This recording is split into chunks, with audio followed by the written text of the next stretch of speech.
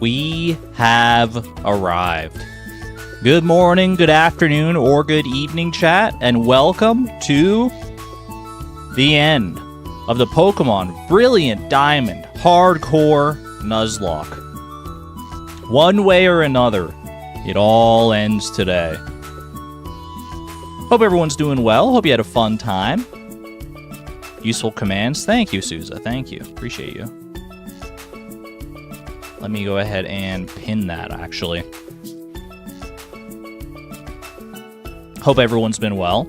If you're not caught up with the Nuzlocke, like if you're just tuning in to see the finale here, you know what? No big deal, because I'll be explaining everything as it goes along. We have 5 battles to get through today. 5 of the hardest battles in all of Pokemon, some people are saying. I've never gone up against this particular Elite Four and Champion, not this incarnation of it anyway. It's a remake of the, the game Brilliant Diamond is a remake of Pokemon Diamond, which was like the first Pokemon game I ever played. And back then, the Elite Four and Champion were hard enough in their own right. But now, they've made them like very competitive, perfect stats, perfect like items for them. Really just like competitive movesets and stuff. It's a scary prospect, dude. It is actually frightening to go up against. But I've done my best to plan out a route. I did bite the bullet. I said I wasn't going to look at like damage calculations and stuff. I decided that was foolhardy. I'm already like playing a hardcore Nuzlocke with level caps and no items in battle and all these restrictions. And I'm putting another restriction on myself today to not just use like setup strats where I just like swords dance 3 times against the starting Pokemon and sweep the entire team. None of that nonsense, because I think it's more interesting that way. So I busted out the damage calculator, the spreadsheets, and I looked into stats and stuff, and I ran calculations. So I have some theoretical lines, some theoretical plans as to how this stuff is going to go down. And honestly, it's not that theoretical, because like the damage calculator you can find online has like all the stats, all the exact stats of the opposing trainer's Pokemon and stuff. It gives you all the information you need. There's still a ton of randomness involved in Pokemon. And I don't know exactly how like the AI works in this game, so I'm just kind of like hoping that my assumptions are going to be correct about how the AI works. Not actually going to be able to stay. Good luck. Thank you. Thank you for fixing the Spiritfarer music. No worries, Dragonic Moon. No worries. It was just the music was just generally quiet, I guess. I think we're in a pretty good spot now as far as the music goes. Anyhow, I spent probably, I think, 7 or 8 hours off stream just preparing for the Elite Four, grinding up my team of All-Stars to level 63, which is our current level cap. Getting the items that I needed them to carry, that I needed to like have for my strategies to work. There were a few items I had to go and source from various places. A few TMs, a few heart scales to relearn some old moves. And I'll show you what we're working with. We did do a little bit of planning at the end of the last stream, I should say that. We had kind of a vague idea of the team I wanted to go in with and like some general plans. I have pivoted pretty severely from that. I looked at it, I looked in the damage calculators, and I was like, I don't know if this is going to work out. So I have a team that I think is going to do pretty well here. At least I hope so. We'll find out. We'll find out in short order, I suppose. I'm excited, and I hope you're excited as well. Also nervous, to say the least. What did you do about the missing encounters, if anything? So I have missed a fair few encounters throughout the game, and I talked about that a little bit in the Discord.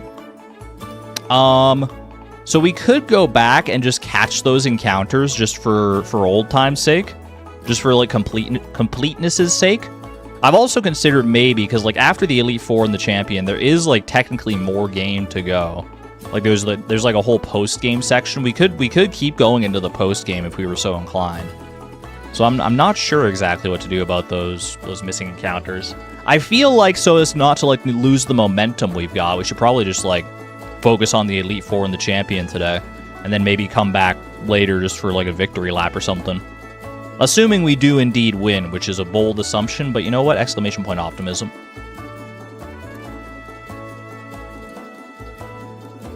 Post-game unlocks the national dex, that's correct, which does also unlock extra potential encounters in those areas. If we were to, like if I were to go the extra mile and go for, like, Elite Four and Champion rematches in the Nuzlocke, and, like, Gym Leader rematches, because every Gym Leader, I'm pretty sure, they give, like, a revamped team. You can go and, like, rematch them. And the Elite Four, I think they do, like, 2 different rematches that you can do at, like, higher and higher levels. So, like, the game does get harder, technically, or at least gets progressively more... There's just more to it. So, in theory, we can keep going after this, but... That's maybe looking a little too far ahead. Right now, I just have to focus on the here and the now, the next battle, the next move, the next click. Before we get to that, though, and I do have, by the way, I do have like a sheet of strategies that I'm going to be referring to throughout this. Like I wrote down like my plans and generally what to kind of expect, some guidelines for me to follow. It's probably not going to work out exactly the way I've written it down. I will be very happy if it does, because I've written it down in such a way that I will win. But but we'll see how that goes once we get into the actual game. If you find that fun, sure. I mean, I love Pokemon, and I feel like it's very rare that a Nuzlocke goes beyond like the champion into like the post game and stuff. The only time that people generally do that is in Pokemon like Gold and Silver in Johto games, because those games, like it's like you do the Elite Four and Champion, and then you can go into Kanto and fight all the gym leaders there, and then you can go up like Mount Silver and fight Red, and that's usually like the final fight for a lot of people. Decide to catch the finale. What did I miss? Who died? Platinum, welcome on in. Exclamation point deaths for the list of all the Pokemon that have died thus far in our Nuzlocke. You may be pleasantly surprised. Or not, depending on how much you like Pelipper. I digress. Let's go ahead and play our daily games here. Despite the exciting battles to come, we have a tradition around here. We gotta maintain our daily games. Our Pokédoku, our Puffurtle, our Stardoodle. Not necessarily in that order today, because we like to save Pokédoku for last on Pokemon days. Alright, what are we catching here? What do we got? Ooh, it's a feisty one. Okay. Went pretty high up, went down low. It's dancing all over the place. Interesting. You know, this weirdly feels like a stonefish. For some reason, that's the first fish that comes to mind. So I'm gonna throw that out there. Not a stonefish, and interestingly also, the weather is a pretty big giveaway there. So this is a either rainy or sunny day fish. Most likely rain, because rainy day fish tend to be on the more difficult side. Rainy day fish. Maybe this is just a catfish, bro. Maybe it's just that simple. It's not a catfish. It's also not a rainy day fish. It's a sunny fish. It's got to be a pufferfish then. Surely. There you go. Just that easy. By process of elimination. Where's Antovia? Antonia? I don't know. I haven't seen her in chat today. Oh no, she was in the early chat. You're not wrong. Either way, it's not like she's under any obligation to be here. No one is. I'll stream this to 0 people if that's the way it goes. I'm just happy to be here. But it's more fun having all you around. Yo, Antonia, there you are. We were just talking about you. But you probably heard that because you were probably lurking. This is an eggplant today for sure. Not an eggplant, but it is the exact same price as an eggplant. Doesn't regrow, not a vegetable. Doesn't grow in fall, takes longer than 5 days. A fruit that grows, that is worth 60, that doesn't regrow. Perhaps. It doesn't necessarily need to be a fruit either. This could be like forage. In fact, I'm kind of inclined to say leek on this, weirdly. I don't know if a leek is worth 60, but that sounds familiar. Yeah, okay, there you go. Somewhere in the back of my brain, I latched on to that number, man. 60 gold for a leak. And it paid off today. Ooh, that feels good, man. The mastery of the crops. Durmeister, thank you for the 35 months of the Positron level, by the way. I'm not sure you saw my message in the Discord, so to be sure, I don't think tackling the Elite Four will be enough. You need some other moves for sure, like 99% sure on that. You don't think tackling the Elite Four will be... Oh... You know, I had to read your message a second time to even understand the joke. I was like, wait, did I miss something? Because my brain is, like, so paranoid about all the plans I've made, and then yeah, okay. Rest assured, none of my Pokemon are carrying the move Tackle. You may be surprised at some of my movesets, but none of them are going to be tackling the Elite Four today. I promise you that. There are some. I got some weird movesets because I got some weird, fun strategies that I think you'll enjoy, as long as they work out. All right. Pokédoku Master Puzzle by Lucky HD. Let's see what we got. Kalos, Hoenn, and Sinnoh. Or do we have any? And Fighting Dragon Psychic. Kalos, Hoenn, Sinnoh. Fighting Dragon Psychic. So let's see. Well, let's start with Hoenn. Do I have any Hoenn Pokemon? Literally none, because it jumps from Johto to Sinnoh right here. Sinnoh. Kalos. Wait, Dragon. It's Fighting Ghost and... No, Fighting Dragon and Psychic? Fighting Dragon and Psychic. If it was Ghost, I could have done like a Frostlass play here, because apparently there's a Mega Frostlass maybe. Wait, that's beautiful. I just want to see what that looks like. Hold on, let me go like... Frostlass. It's so small, I can't really tell, but it looks really good. It makes me think of like a Dark Souls boss. I love that design.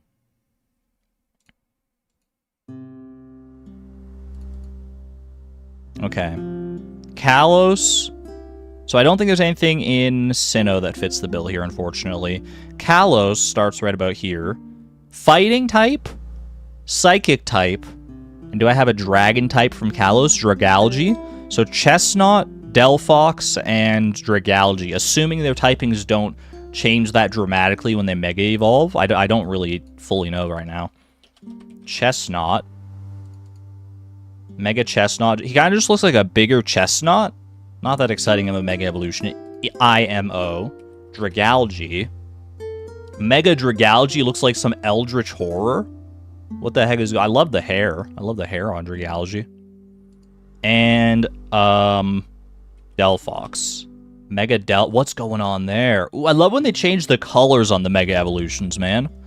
I love that. Like a Shadow Mage or something like that. That was pretty good. Alright. Oh yeah, spoilers for Legends ZA, by the way. Too little, too late, probably.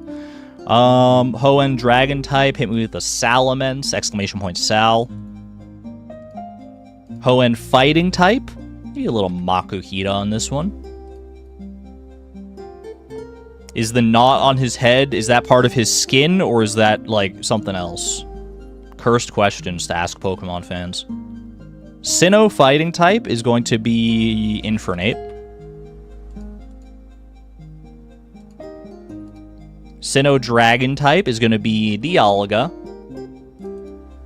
And Sinnoh Psychic type, gotta throw some love to one of our teammates today. Spoilers for one of our teammates. We got Dwarf Gadget on the team going in today. Can you guess the other 5? I give you one. It's Dwarf Gadget. Dwarf Gadget, the Bronzong, is coming to the Elite Four today. How enthralling.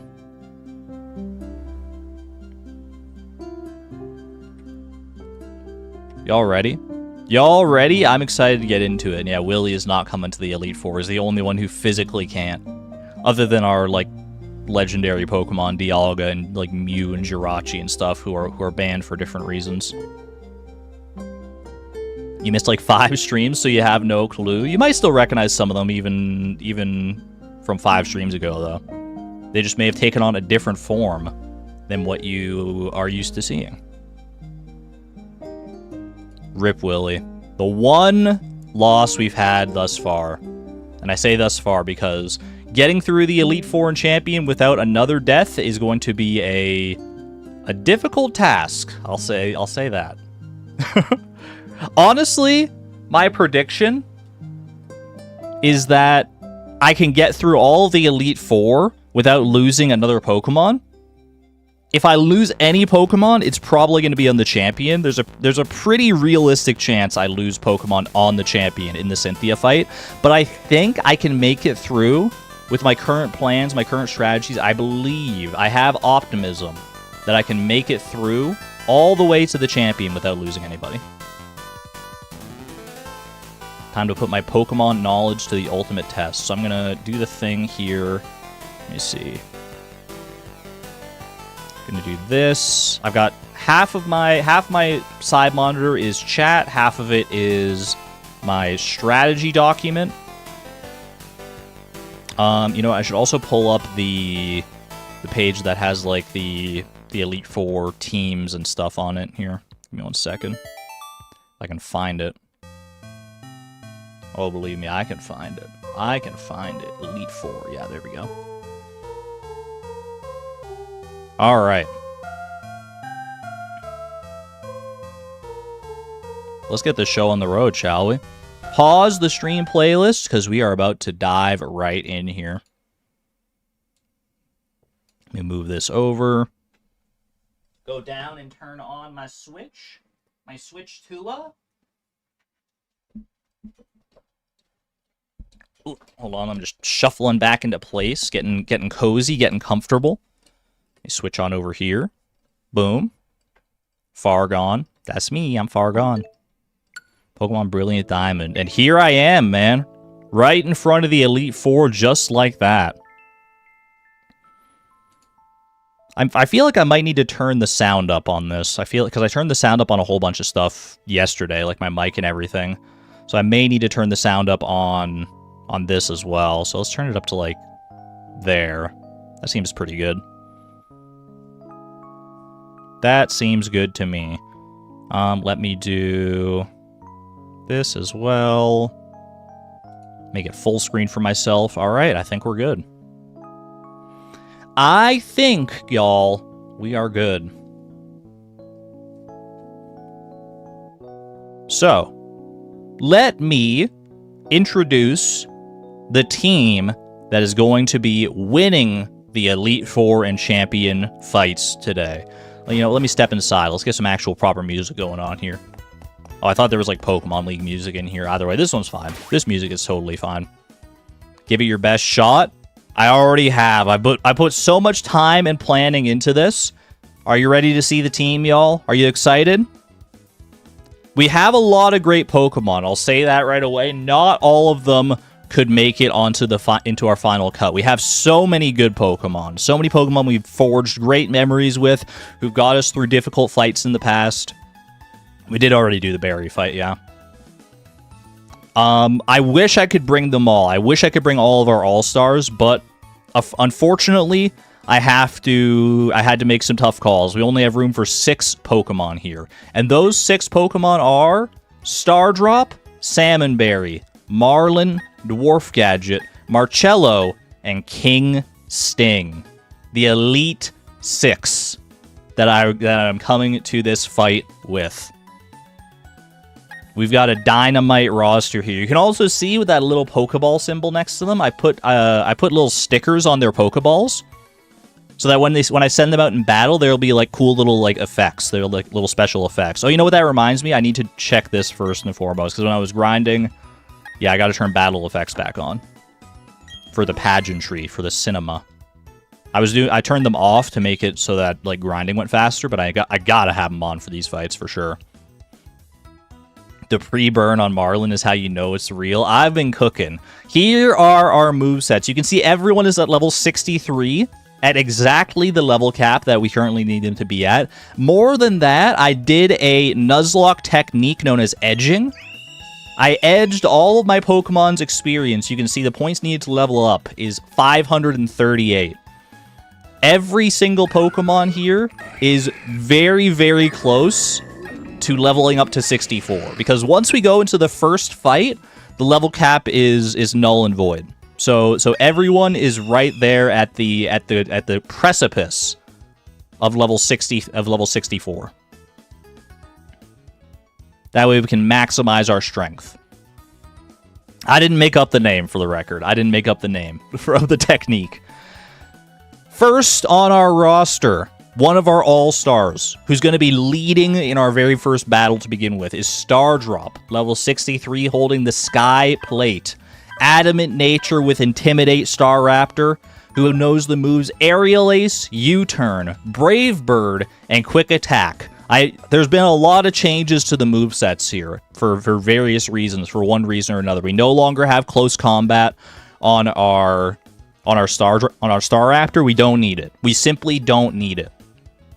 Aerial Ace, U-Turn, Brave Bird, and Quick Attack should get the job done. Next up, Salmon Berry, our beautiful blobby friend, the only female on the team, I do believe. Girl power, holding the Soft Sand, Hasty Nature, Gastrodon with Sticky Hold, knows Earth Power, Surf, Blizzard, and Recover. Can I explain the items, please? I'll explain the items in more detail as we go into each battle, because I'm going to be changing the items around for a lot of the battles. I will explain just what the items do, though, and generally, at least these ones. The Sky Plate boosts the power of all flying-type moves. I don't know how... I forget the exact percentage it boosts it by. It's like 25% or something like that. And Salmon Berry's Soft Sand does the same thing, but for ground-type moves, making her Earth Power that much more potent. 20%? That sounds right. That's Salmon Berry. Third up, an absolute monster in the back. Marlin the Heracross. Actually having a Heracross in this Nuzlocke, where you have to get it from like a honey tree encounter, is crazy. And we're using it to full effect here. Holding the Fist Plate to power up his fighting type moves. He is a serious nature. Has the Guts ability, which means that his attack is extremely boosted when he has a status condition, which is exactly why he's burned. He does a lot more damage if he's burned. So, normally burn cuts your attack in half. With Guts, instead, I don't think it like doubles it, but it increases it by a lot. His moves are Bullet Seed, Close Combat, Mega Horn, and Shadow Claw. Just full offense, all power, all in. He's a big, strong boy. This dude is going to hit hard. Believe me when I say that. And now we get to some of the more... These first three, honestly, are kind of our big powerhouses for the Elite Four. They're going to be doing a lot of the damage. The next three are more like technical specialists. They're not going to be doing a lot in like every battle, but the moments that they come into the battle, they're going to shine for one reason or another. Starting with Dwarf Gadget. Holding the Leftovers, which I went and found. There's one free Leftovers you can find in the Grand Underground. I could have gotten more, technically, from like going and thieving from Munchlaxes and stuff, I think. But the Leftovers restores, I think it's 1/16 of your HP every turn. It's a very good item to hold if you need to be staying in there for a long time. No Facade. No, I couldn't find the Facade TM. Otherwise, I might have looked into it, but I don't think we're going to need Facade anyway. It's fine. Dwarf Gadget, our Bronzong with the Impish Nature. Heat-proof ability. Unfortunately, I would have much rather have had Levitate. Levitate would have been such a good ability for the Elite Four here, but we just got to make do with what we got. Can't change the ability. And Dwarf Gadget's moveset is probably the most absurd moveset on any of our Pokemon. Solar Beam, Sunny Day, Metal Sound, and Stealth Rock. Even looking at it right now, I'm looking at it and I'm like, am I sure this is the thing I want to go in there with? But yeah, this is what we need. This is what we need Dwarf Gadget to do. So here they are. Here we go. It's going to be an interesting time. Next up, we got Marcello, our beautiful balloon boy. Holding the Lumberry to prevent status conditions. I love this guy, man. I freaking love Marcello, actually. The Naughty Nature with the Unburden ability boosts its speed stat if its held item is used or lost. Could be actually impactful. I don't think I really built any of my strategies around Unburden in particular, but it could prove useful in a pinch here. Now, its moveset may startle you, may get some ideas percolating in your brain if you know a thing or two about Pokemon. We got Shadow Ball, Strength Sap, Tailwind, and Destiny Bond. That Destiny Bond is a break glass in case of emergency button right there. But I think we might need it. It's a pretty. I think Marcello's gonna do some good work here. I think Marcello's gonna do some pretty good stuff when push comes to shove. I think Marcello's gonna be a key player in this. And last but certainly not least on our team here, we got King Sting, this absolutely threatening beast, holding a black sludge, which I went into the Grand Underground and stole from a wild Krogunk. Black sludge effectively works the same as leftovers, where it heals 1/16 of your HP per turn, but only on poison-type Pokemon, which King Sting is. Bold nature, so very defensive. Battle armor to protect against critical hits, an extremely valuable ability in a Nuzlocke. And has the moves Crunch, Protect, Attract, and Toxic. A very supportive, bulky, stally kind of moveset we got going on here. And I'm hoping that it pays off. I'm hoping that it pays off. That is where our team currently stands. He protect, he attack, but most importantly, he purple. Very poison coated, exactly. 3 sweepers, 3 question mark, question mark, question mark. I wouldn't necessarily consider Salmonberry a sweeper. I would say the by far the biggest sweeper we have is Marlin with the burn and the guts. His attack stat is like monstrous. He's a very strong Pokemon. Stardrop is also pretty darn strong. And Salmonberry can put in some power if we really need her to. But she's also bulky. She's also bulky. On a scale of 0 to 100, now that you've seen my movesets, and I mean, I haven't explained any strategies, but on a scale of 0 to 100, how confident are we going into the Elite Four? How do you feel about this, chat? How do you feel about our team? 88, 100? No idea what half of these moves are, so 65. No ideas, so no vote. Fair. 65. I like that. I like when you abstain, people just default to 65. 65% on not losing to anyone before Cynthia. To be honest, we have 5 battles to do today. I'm only really worried about 3 of them. The first 2 members of the Elite Four, I think, are basically a formality. I made sure to like plan them out properly. Like, they have strong Pokemon, don't get me wrong, but like they're the easiest members of the Elite Four. They have the lowest levels. Their Pokemon are like, we should be fine. We should be fine against both the first 2 members. So yeah, that's my plan. That is my plan. And I'm sticking to it. Now, let me make sure, let me look at my notes for this first battle and make sure that all my items are in order. I went through with a fine-tooth comb to make sure I had everything, and I'm pretty sure I do, but I just want to double check. Most of our Pokemon should not even see play in this first battle. This should basically be a Star Drop sweep with Salmonberry coming in to clean up near the end, I think. Yeah, I think this is fine. I think this is a totally fine set of items for the first battle here. Am I going to go over game plan or diving right in? I think it's best to go over my game plan in the moment, in each battle as it happens. Otherwise, it's going to be like too overwhelming probably to try and keep everything in mind. I think the best way to do it is to dole it out piece by piece as we come to each moment. And I'll like kind of explain the strategies as we go on. That's where we're at. And yeah, like I said, I put ball capsules on all of our Pokemon, so they'll be stylish coming out into battle each time. I won't show them off just yet. I'll wait until they actually happen in battle. All right, Vi, we've come this far together. You, me, and all of our Pokemon in chat. We have put in a lot of work. You've done a lot of good stuff. You got your lucky beret on. Let's do this, girl. You know what I actually didn't do yet? One thing I need to remember to do is I didn't buy a bunch of... I should just spend basically all my money on potions. I don't think I want full restores necessarily. I guess full restores could be handy, actually, for some Pokemon. I don't want a full restore on Marlin or anything like that, because I want him to stay burned. Oh, to that point, by the way, there's the mechanic in this game where, like, when your Pokemon are very high friendship, they have a chance to, like, dodge attacks and live on one hit, and one of those things they can do at very high friendship is they can shake off a status effect so that you're not worried.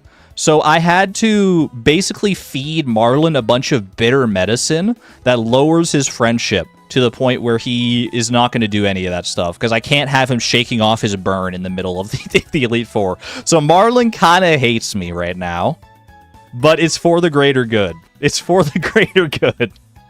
I promise you that. It's what we need him to do. Alright, let's just buy, like, 50 Hyper Potions. It's going to be, like, way overkill, but what else am I doing with this money, right? Boom. I'll even buy some Max Potions here, like, up to, like, 20 Max Potions. Let's do, like, I'll just do, like, 10 Max Potions. I'll get a few Full Restores. Get me like 7 full restores to bring me up to 10. How many PP restores do we have? I didn't actually look into that. I don't think PP is going to be a problem here. Buy some full heals as well, just for completeness' sake. 20 of those. And I'll look at the PP restoring stuff we have here, because remember, when we go into the Pokemon League here, once we step foot in the first Elite Four members' room, we can't go back. The only way we get out is by winning or losing. We cannot come back to the Pokemon Center by any means. Let's see, medicine here. Yeah, energy roots, I had a bunch of them. I was feeding them to Marlin, basically just letting him lose a little bit of HP and then feeding them to him because they're very bitter. So they reduce his friendship. Sorry, Marlin.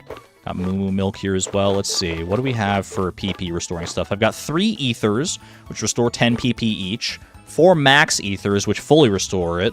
2 Elixirs, which restore 10 PP to every move a Pokemon knows. 2 Max Elixirs, which max out all of Pokemon's PP. I think I also have some Lepa Berries, which restore 10 PP to any move they use them on. 7 Lepa Berries. I think we got a lot. Yeah, this seems like plenty. Alright. One final save for old time's sake. Here we go, chat. Let's get into it. I'm leading with Star Drop. Leading with Star Drop. That's all we need right now. Hey, buddy. Let me confirm that you are qualified to challenge the Pokemon League. To do so, I'll need to examine the gym badges you gathered from around Sinnoh. Orberg City's Coal Badge, Eterna City's Forest Badge, Veilstone City's Cobble Badge, Pastoria City's Fen Badge, Hearthome City's Relic Badge, Canalave City's Mine Badge, Snowpoint City's Icicle Badge, Rip Willie 07, and finally, Sunnyshore City's Beacon Badge. Gotta love that music, man. Gotta love the victory. It just makes me feel butterflies in your stomach when you hear that music, dude. Very well. Trainer, you've indeed collected all the gym badges of Sinnoh. Demonstrate the power that brought you here, and go for glory. I've planned everything out. I'm 4 steps ahead of every Elite Four member. I know what they're going to do before they know what they're going to do. Let's do it. And we're in. No going back, man. The door is locked behind me. The only way out is forward. It's happening, y'all. It's happening. The first member of the Elite Four. Aaron. Aaron the Bug-type user. Let's get the show on the road, shall we? No more dilly-dallying. I've planned enough for this. I like the butterflies. Wait, I'm just not me being so easily distracted. I love the butterfly, like, holograms coming out of these things. That's cute. I like that. Aaron is seriously a problem. He can be if you're not well prepared. Hello, welcome to the Pokemon League. I'm Aaron of the Elite Four. It's good to meet you. Oh, I should explain. I'm a huge fan of bug Pokemon. bug Pokemon are nasty, mean, and yet they're beautiful, too. Would you like to know why I take on challengers here in this room? It's because I want to become perfect, just like my bug Pokemon. Okay, let me take you on. The first battle begins against Elite Four Aaron. There he is, the butterflies. He leads with a Dustox, level 53 if I'm not mistaken. And I lead with Star Drop. Dropping stars. Did you see the star drops, chat? Did you see the stars drop? Intimidate doesn't matter for Dustox. I'm pretty sure Dustox is like a setup Pokemon. Star Drop turned back and nodded in understanding. That's so cool. That's so cool. You didn't see it? It's okay. You'll get chances to see it again. Dustox has Toxic, Bug Buzz, Moonlight, and Light Screen. Very much like a stally setup kind of moveset. Unfortunately for you, Dustox is not very good. Star Drop is faster, holding the Sky Plate, which boosts the power of our flying type moves by 20%. Aerial Ace kills. Don't even need to Brave Bird. One and done. Next up, I'm pretty sure is going to be Heracross, because Heracross, everyone levels up except for Marlin, by the way. Not bad. That's the and Marcello, I guess. That's the power of edging right there. Love to see it. Heracross comes in. Heracross is a bit of a monster. He's a bit of a monster, I'm not gonna lie. Earthquake, Rock Slide, Facade, and Brick Break. So he's gonna be going for Rock Slide, trying to take me out. I am faster. He's holding a Flame Orb to activate his Guts, but that only works if he survives this move. And I hate to tell you, Heracross, you're 4 times weak to flying. Aerial Ace. See ya. You have to stop saying that. I didn't make up the name of the technique, man. Ask any pro Nuzlocker. They're edging their Pokemon all the time. Dropping like flies, literally. Speaking of, here's Beautifly. Beautifly doesn't really have anything for Staraptor, I hate to tell you. Bug Buzz, Shadow Ball, Psychic, and Quiver Dance, holding the Wise Glasses. Beautifly wants to set up. Unfortunately, Beautifly cannot set up, because I'm going to kill it with Aerial Ace. 3 moves, 3 kills. Just that easy. Now's where things might get a little more interesting, potentially. Things get a little more complex here. Vespiquen comes out next. And Vespiquen is a little bit bulkier than the previous Pokemon. Bug flying, so it's only double weak to... it's only 2 times weak to flying, not 4 times like Heracross was. Acrobatics, Attack Order, Aerial Ace, and Defend Order holding the Citrus Berry. Bit of a monstrous attacker, wants to set up. Aaron's all about those setup moves, so we just can't give him the chance to set up. It is literally a bee boss, you're not wrong. And as much as I respect a Queen Bee, she's got to go down. So instead of Aerial Ace this time, because Aerial Ace is not always guaranteed to kill, we opt for Brave Bird here, which should always kill. Take her out. We take a good amount of recoil from this. That is the downside to Brave Bird, is you take a lot of recoil damage depending on how much damage you do. But it was necessary to secure the kill. Last but not least, he's got a Drapion of his own. His absolute all-star, level 57 Drapion, who is actually not even a bug type, as we know well. He's Poison Dark type, with Cross Poison, Night Slash, Earthquake, X-Scissor, holding the Scope Lens with the Sniper ability. This dude is built to try and destroy you with critical hits. He has heightened critical hit chance, and his critical hits do way more damage than a normal critical hit does.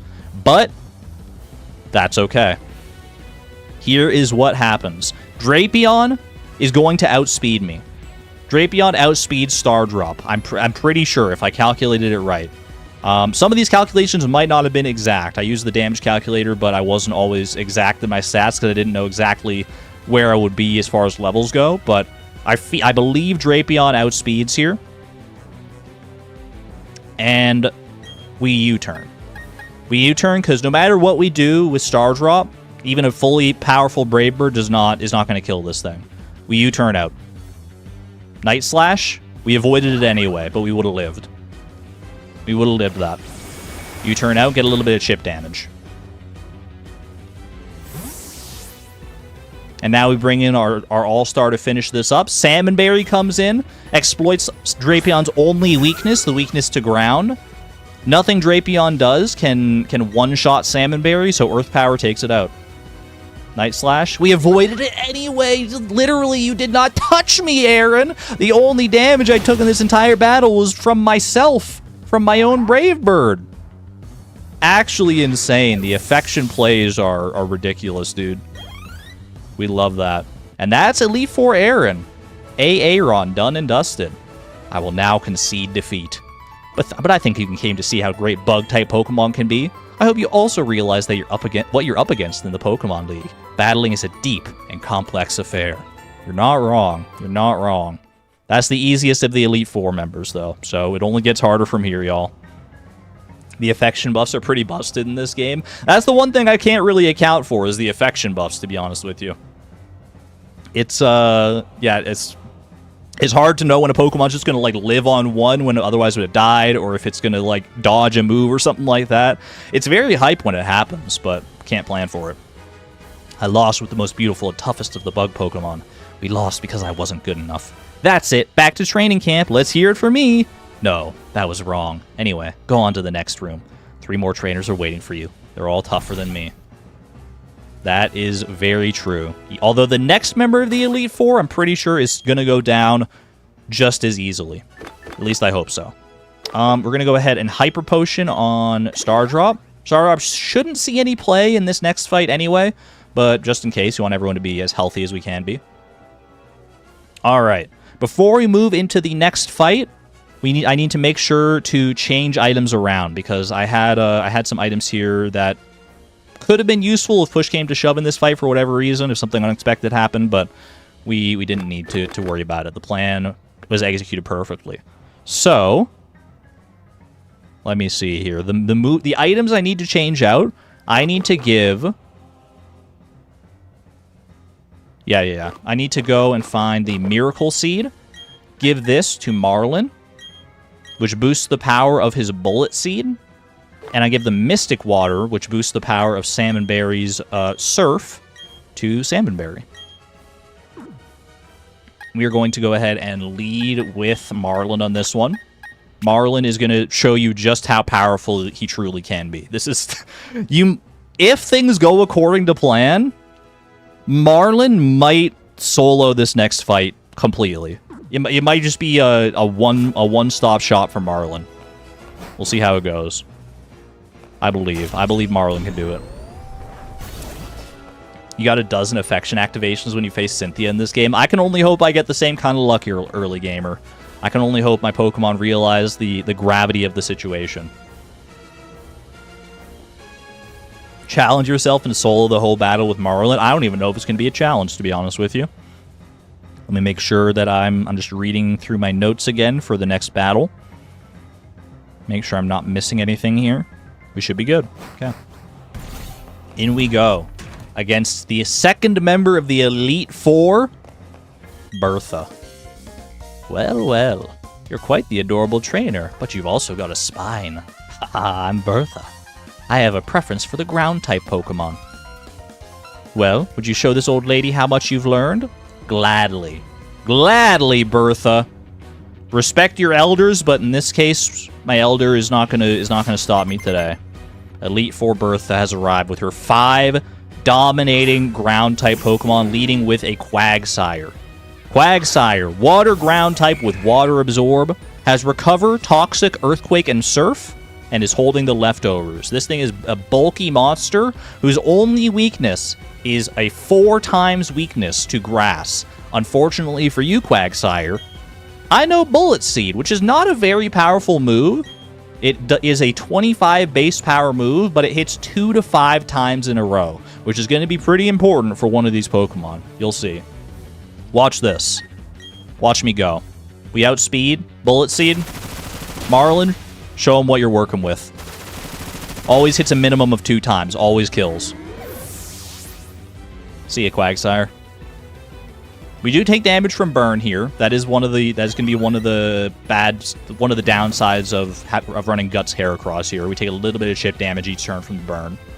Sudowoodo comes in next. Sudowoodo being a pure rock type, actually, not even a ground type. They mix it up on you in this Elite Four just to keep you on your toes. Has Double Edge, Head Smash, Sucker Punch, and Low Kick. Holding a Citrus Berry with the Rock Head ability. I outspeed this thing. The worst thing it could do is hit me with Sucker Punch, which I resist anyway. Bullet Seed could kill if we get enough hits, but close combat always kills. Didn't even Sucker Punch me. You're out.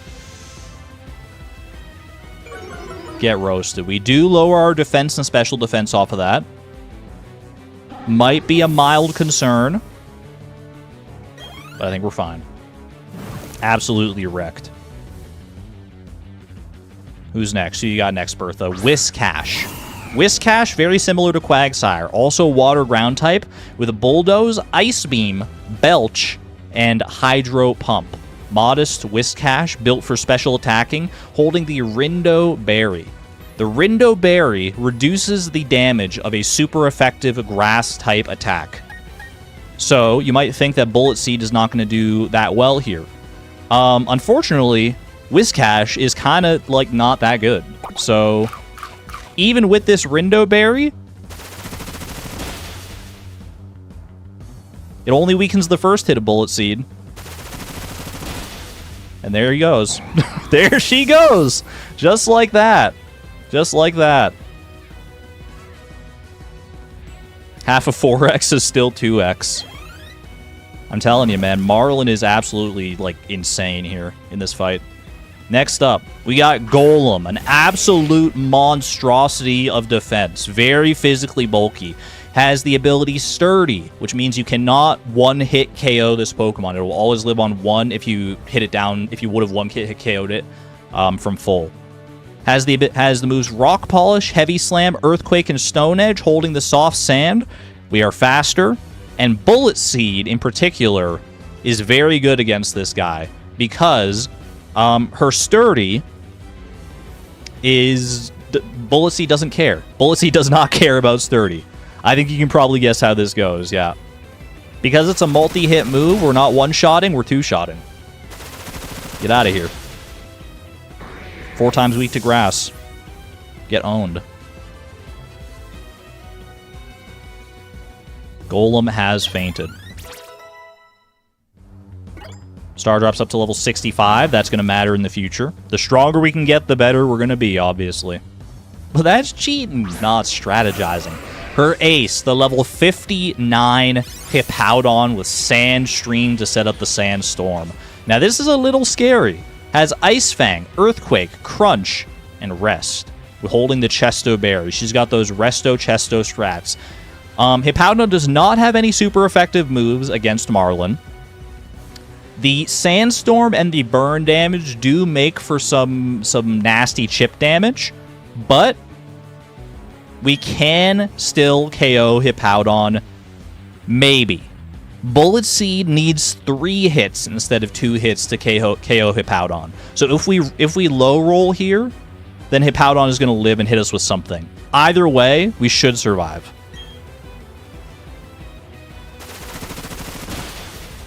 Oh, I think it actually needs 4 hits.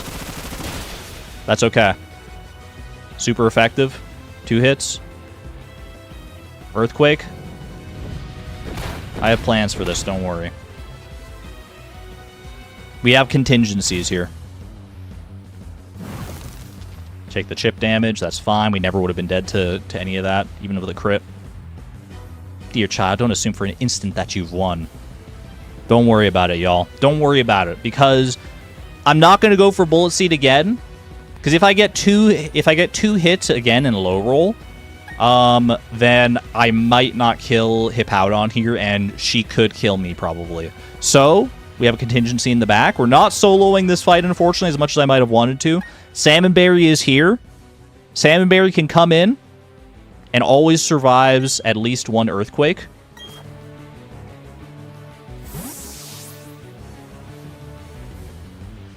This thing might just go for rest anyway, to be honest with you. Ice Fang, that's fine. That's actually better than Earthquake. I don't know if Ice Fang could have frozen there. That actually could have been bad, but Surf kills. Surf will always kill this thing, and we outspeed. Surf has an 80% chance to one-shot this thing, so it's, I mean, from 50%, there's no shot. There we go, just like that. Salmonberry is the cleanup to the sweepers, man. Stardrop swept the first battle with a little bit of help from Salmonberry. Same story against Bertha with Marlin here. Not bad. Dear child, I must say that was most impressive.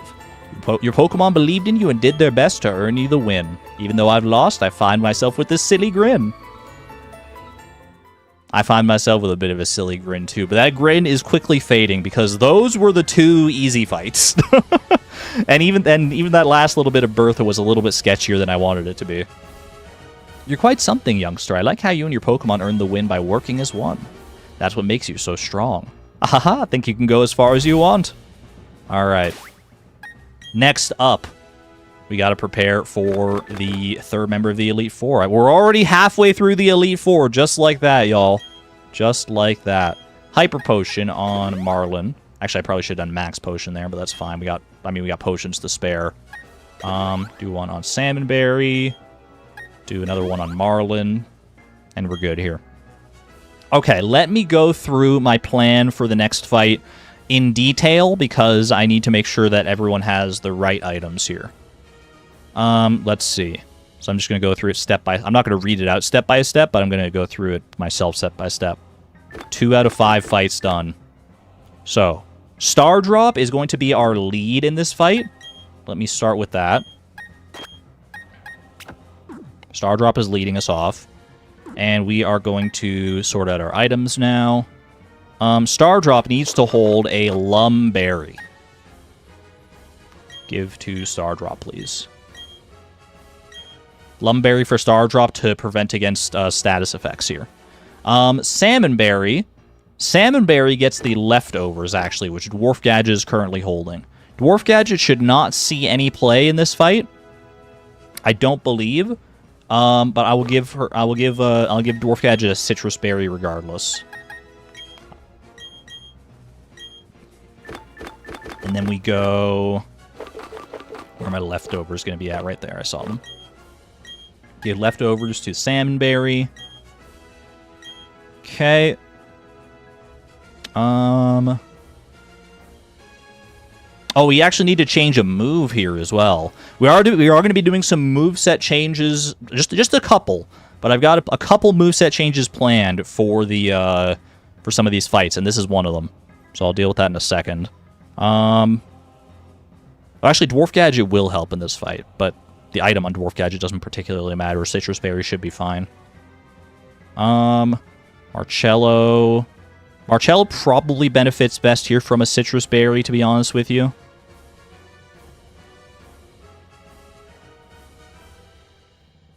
Yeah, I think this is going to be Citrus Berry on Marcello. And on Marlin, we're going to want a...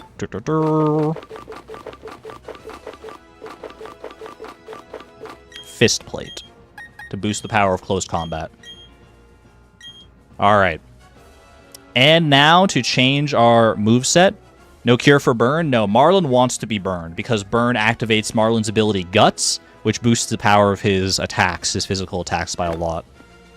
The moveset change we want to make here is I need to go and find, I think it's up here, TM07 Hail. We are teaching Salmonberry Hail, of all things. I will teach Salmonberry Hail, and I will be replacing Surf, which is crazy. Because if you don't know, the next Elite Four member is a Fire type. It is the Fire type Elite Four member Flint. So getting rid of my only water move may seem like an absurd notion, but you have to trust me. You have to trust me on this one. I cooked on this fight. At least I think I did. If everything goes the way I expect it to here, you're gonna think this is absolutely brilliant. This is gonna be cinema. We want to get rid of Surf in favor of Hail. Earth Power is still also super effective against fire types. And honestly, Flint only has 2 fire types anyway. There are so few fire types in Sinnoh, they had to get very creative with this team. That's a smart play, actually. Platinum, you might see what I'm cooking up here, don't you? I mean, if you know how... I mean, you can kind of tell, based on the moves that I've got here, what I might be planning for at least part of this fight. Okay, and I'm leading with Star Drop. We got the Lumberry. Lumberry, Leftovers, Fist Plate, the Citrus Berries. King Sting shouldn't see any play here. Literally just has Infernape and Rapidash. Yeah, exactly.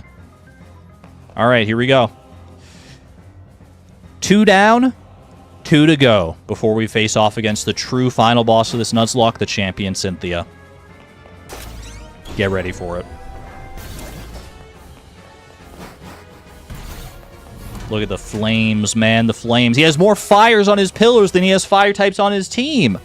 This guy's crazy. It honestly makes Flint a little bit more challenging than he otherwise might have been, though, since he doesn't have, like, a concrete weakness like a lot of Elite Four members do. He has a much more varied team. Pretty much all of his Pokemon do use fire-type moves, but only 2 of them are actual fire types. But he does lead with one of his fire types. Here we go, y'all. This battle, I'm a little nervous about. I'm not gonna lie to you. There's some silly stuff that can happen in this battle, I think. But we're gonna have to play it by ear. Yo, trainer! You had me counting on the days on my fingers waiting for you to come. I heard from Volkner what you did in Sunyshore. You managed to light a fire into that guy's heart again. Could you not expect me to look forward to seeing you in battle? Or how could you not expect me to look forward to seeing you in battle? He's so sassy, man. I love the fro as well. Flip-approved afro from Flint. Wait, Flip? Flint? Coincidence? Names start with the same 3 letters. Rapidash to lead us off. And we got Star Drop coming in here to counter Rapidash. Which may seem a little strange. Like, why not lead with, like, Salmonberry here? I have my reasons. I have my reasons. You have to trust me. Rapidash has the ability Flame Body, so if we do physical damage, or if we have a contact move against Rapidash, we have a chance to be burned. Has the moves Flame Charge, Iron Tail, Poison Jab, and Hypnosis, holding the wide lens to boost the accuracy of its Hypnosis. Rapidash will outspeed. But Rapidash is very frail.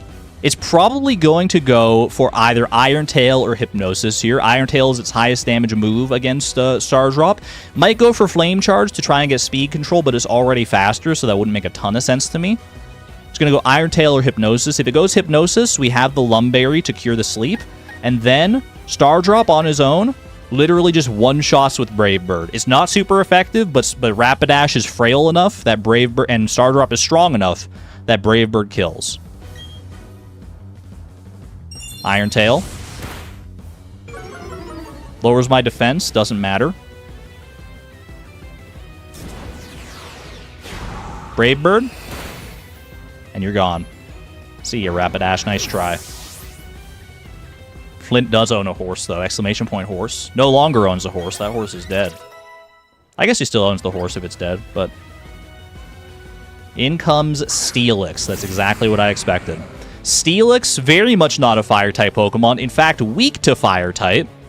Steelix, with the moves Thunder Fang, Fire Fang, Iron Tail, and Crunch, with the ability Sheer Force and holding a Life Orb. This thing is an actual monster, for the record. Adamant Nature to maximize its attack stat. Has moves that all have secondary effects that are boosted by the power of Sheer Force. If you don't know the ability Sheer Force, basically if a move has a secondary potential effect, a Pokemon with Sheer Force will never use those, like, those secondary effects will never happen, but the moves will be more powerful. And the Life Orb also activates Sheer Force, because the Life Orb is a secondary effect that causes you to take damage when you, it boosts the power of your moves, but causes you to take a little bit of damage in return every time you use a move.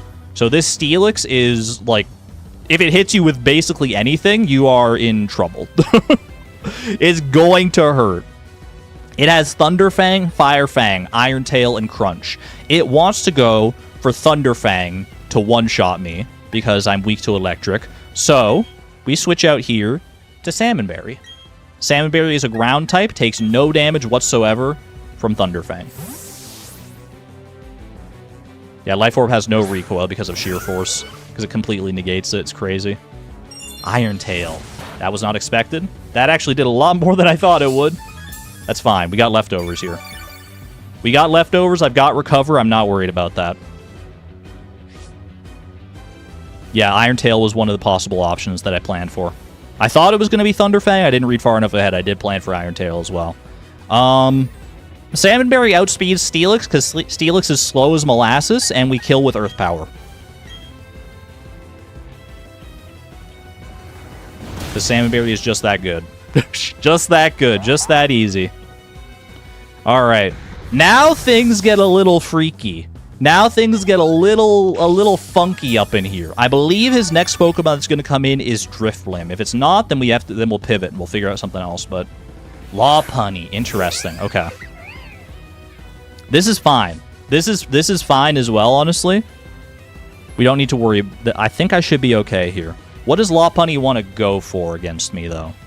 Lopunny knows Mirror Coat, High Jump Kick, Quick Attack, and Fire Punch. Holding the leftovers, no, it has the cute charm ability. So if I take damage from it, or no, if I deal damage to it and I have the opposite gender, then I will I have a chance to be infatuated if I do physical contact. Yeah, High Jump Kick is a little scary, a little bit spooky, but I'm prepared.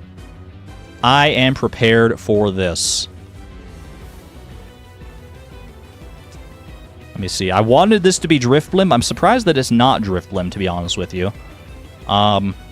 Maybe it sees Mirror Coat and wants to like do Mirror Coat shenanigans against me because I have all these special type moves. That's okay. I'm going to switch here to Dwarf Gadget. And Dwarf Gadget is going to eat up a High Jump Kick, or she's going to go for Mirror Coat. Whatever the case may be. We should be fine switching into Dwarf Gadget here, I'm pretty sure. Lopunny's strong, but Dwarf Gadget's very tanky. Mirror Coat. Perfect. Exactly what you wanted to see. If you don't know, Mirror Coat does double the damage back to you if you hit it with a special move. So if I'd hit it with like Earth Power or something, it would have done double back to me. It would have been insane. Okay. Dwarf Gadget is in here to do exactly one thing, because obviously the only damaging move we have here is Solar Beam, and that's not really ideal against Lopunny. The only thing Dwarf Gadget is here to do is to tank High Jump Kicks and set up Stealth Rocks. Didn't miss. It would have been nice if it missed, to be honest with you. That's fine, though. We set up Stealth Rocks. That's going to be important for later. Okay.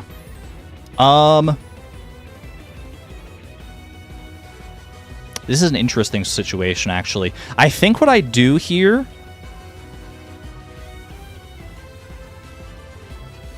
This is a little tricky. I'm not going to lie to you. Let me see. I was kind of banking on Drifblim having come in first by now, so I could have dealt with it.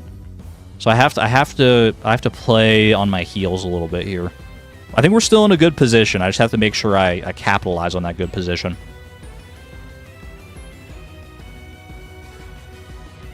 I think the best play I can go for here is going to be... Yeah, I think this is what you do. I think you go into Marcello. Marcello is a ghost type, so High Jump Kick will be... It's immune to High Jump Kick. It's immune to basically everything that Lopunny does. Except for Fire Punch. This might go for Fire Punch, to be fair. But we switch to Marcello here. Should be fine. Please go for High Jump Kick. Yes, perfect. Which means you keep going and you crash and take 50% of your health and damage. Precisely what we wanted to see. Now, I assume that Lopunny is going to go for Fire Punch here.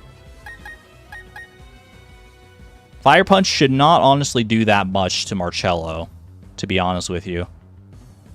I could Strength Sap in return just to make sure it doesn't do anything. I might...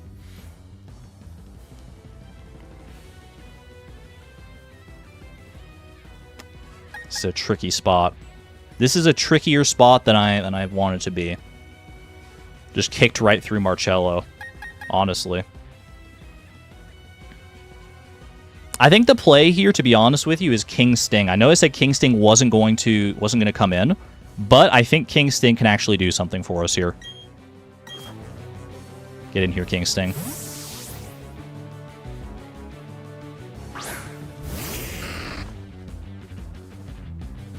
Fire Punch is fine. Doesn't do much at all. Tailwind and Strength Sap seems right. It might have been right, but this also should work, I think. Okay. I am assuming... Let's see, Lopunny is going to go for either... It's probably going high jump kick, realistically. It's going to know I don't have any special moves. Quick attack is not going to do much here. It's probably going high jump kick, which means I go protect.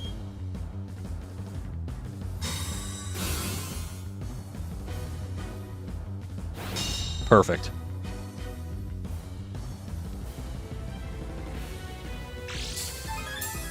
That's exactly how we wanted that to work.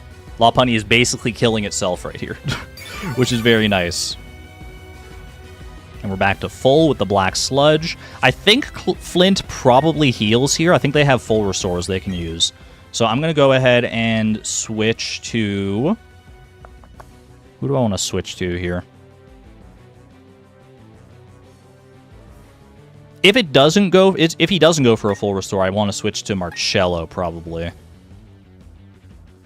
I might switch to Dwarf Gadget. I'm going to switch to Marcello. I think Marcello is the play here every time.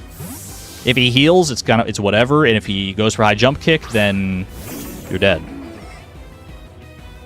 Full restore, okay. To be expected, to be expected. Now it wants to go for Fire Punch again. I can do the same exact thing here, I'm pretty sure. I can go King Sting.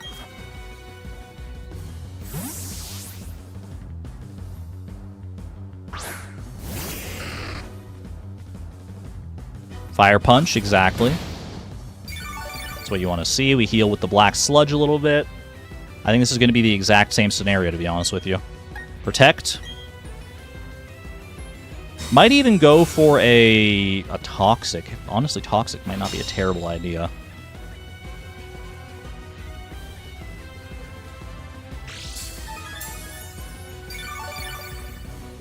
I'm just trying to think about the end game of this. He's got Infernape and Drifblim in the back, which is a scary prospect.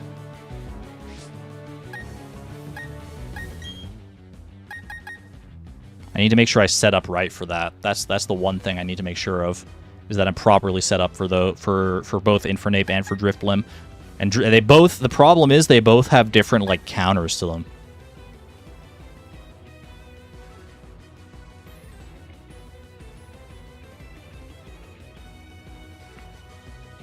I think I know what I want to do here.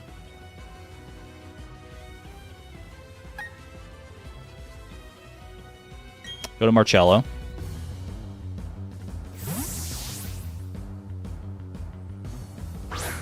This is probably high jump kick, right? High jump kick. Doesn't affect Marcello, so you go through and crash. I don't know if you have a second full restore, actually. I'm not sure how many full restores that Flint even has. I don't think you'd full restore Lopunny again, though. To be real with you.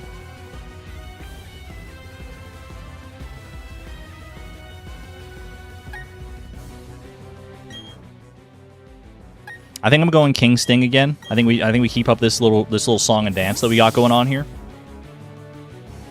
Don't think they do it twice in one battle. I mean, the Elite Four are built a little bit different, but we'll see. You did use a full restore. All right, fair enough. Fair enough. We can do this again if you want to. We can keep doing this as many times as you want to, Flint. Protect. Maybe, actually, you know what? Toxic. I think Toxic is the play. High jump kick. I avoided the attack anyway. King Sting, man! You're just that good! Holy cow.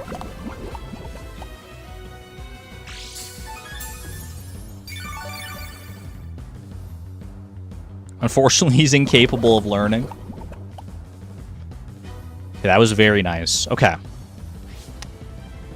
It's going for high jump kick again, which means I can kill it here, because it's gonna kill itself with the recoil damage. It'll run out of power points eventually, though. Oh, that's true. I think it still has high jump kicks left, though. If it doesn't, I mean, we can take it out relatively easily, regardless. So I have a choice here. Do I go... Do I protect, or do I switch to Marcello? Do I want King Sting in here next, or do I want Marcello in here next? I think I might want Marcello in here, to be honest with you. This stinking Driftblim that he's got in the back. I've got my own Driftblim. I know how nasty they can be.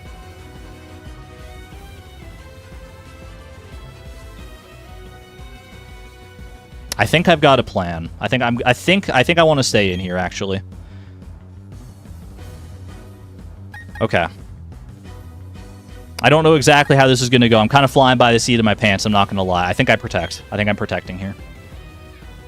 Protect, assuming high jump kick. Yep. And Lopunny should go down here. Either from the recoil or from the toxic afterwards. Perfect. Lopunny's done. Now, I'm assuming Driftblim comes in. Now, Driftblim is an interesting character here. Driftblim is a very annoying Pokemon in this context. Oh, you know, the Stealth Rocks. Ooh, that actually could make a difference here. Hold on a second. Driftblim is a very interesting Pokemon. I think I need to pull up my damage calculator for this, to be honest with you. I want to see how much... I want to see, like, speeds and stuff here. Let me see. First time I'm pulling up the damage calculator in the middle of a fight, but I think it's warranted here, because I'm not really that worried about the Driftblim. I'm worried about the Infernape in the back.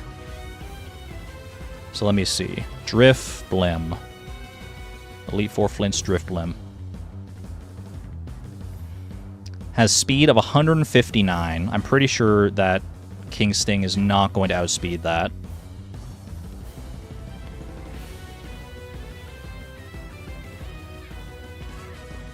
I think what I have to do here is... I think I have to go back to my strategy that I was originally planning for anyway. Because originally, I wanted to be in here against this Driftblim with Salmon Berry. Unfortunately, now I have to switch in order to make that happen, but I still think that's the right play. I still think that is the right call here. Driftblim, by the way.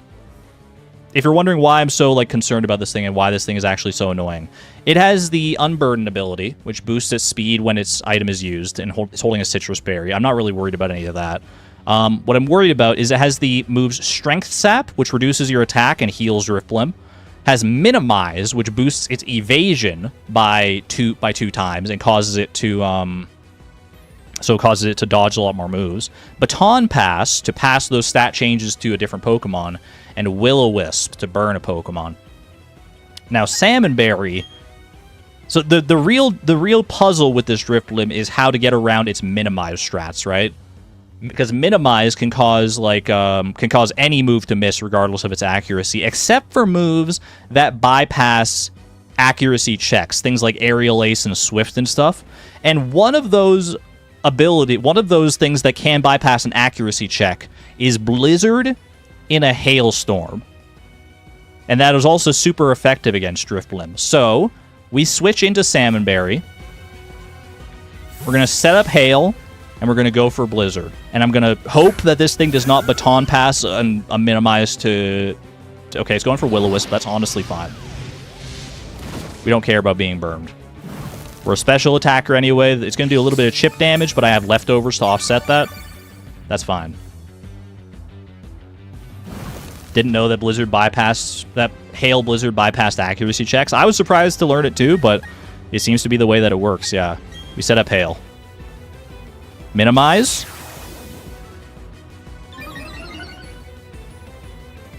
Now, Hail's going to hurt me as well. It's going to cause chip damage for both of us. It's going to hurt me. The chip damage is going to stack up for sure.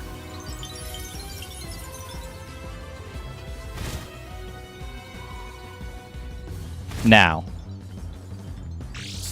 I am worried that it's going to just go for a baton pass here. If I think it's going to go for baton pass, I could just Earth Power.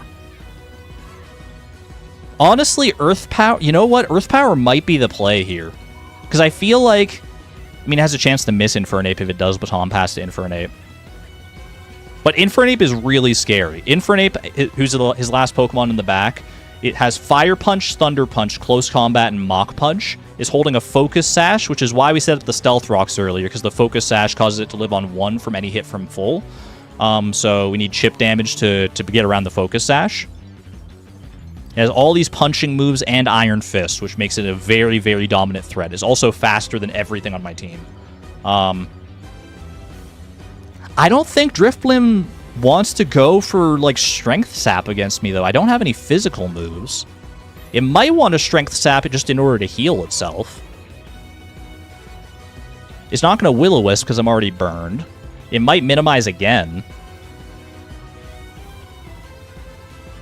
Yeah, if it minimizes again, that could be a problem.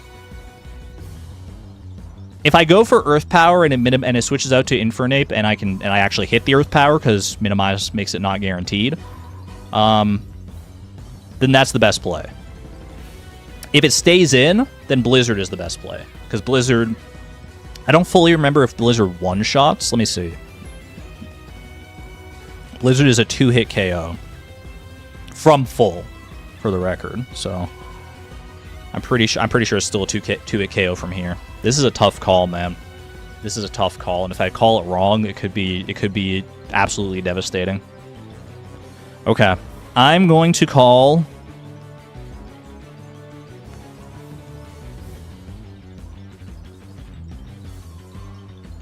I don't know, man. I don't know. Go for Blizzard. It'd be funny if it froze Infernape. I mean, Blizzard would still do some damage to Infernape, I guess. It wouldn't do that much, but...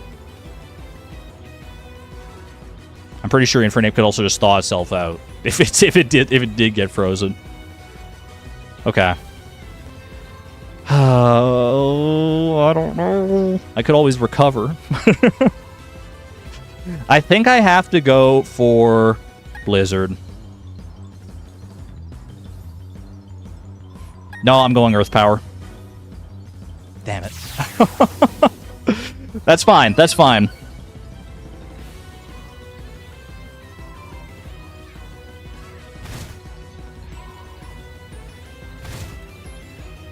I'm not worried about it. I got baited. You healed your burn by sheer determination. That means you're going to Will-O-Wisp again. This thing wants me burned, I'm pretty sure. Okay. This is definitely a Blizzard play, then. Strength Sap. Okay, that works. That's fine, too. Doesn't do any damage to me. It just lowers my attack. And it heals Drifblim for the same amount as my, like, attack stat.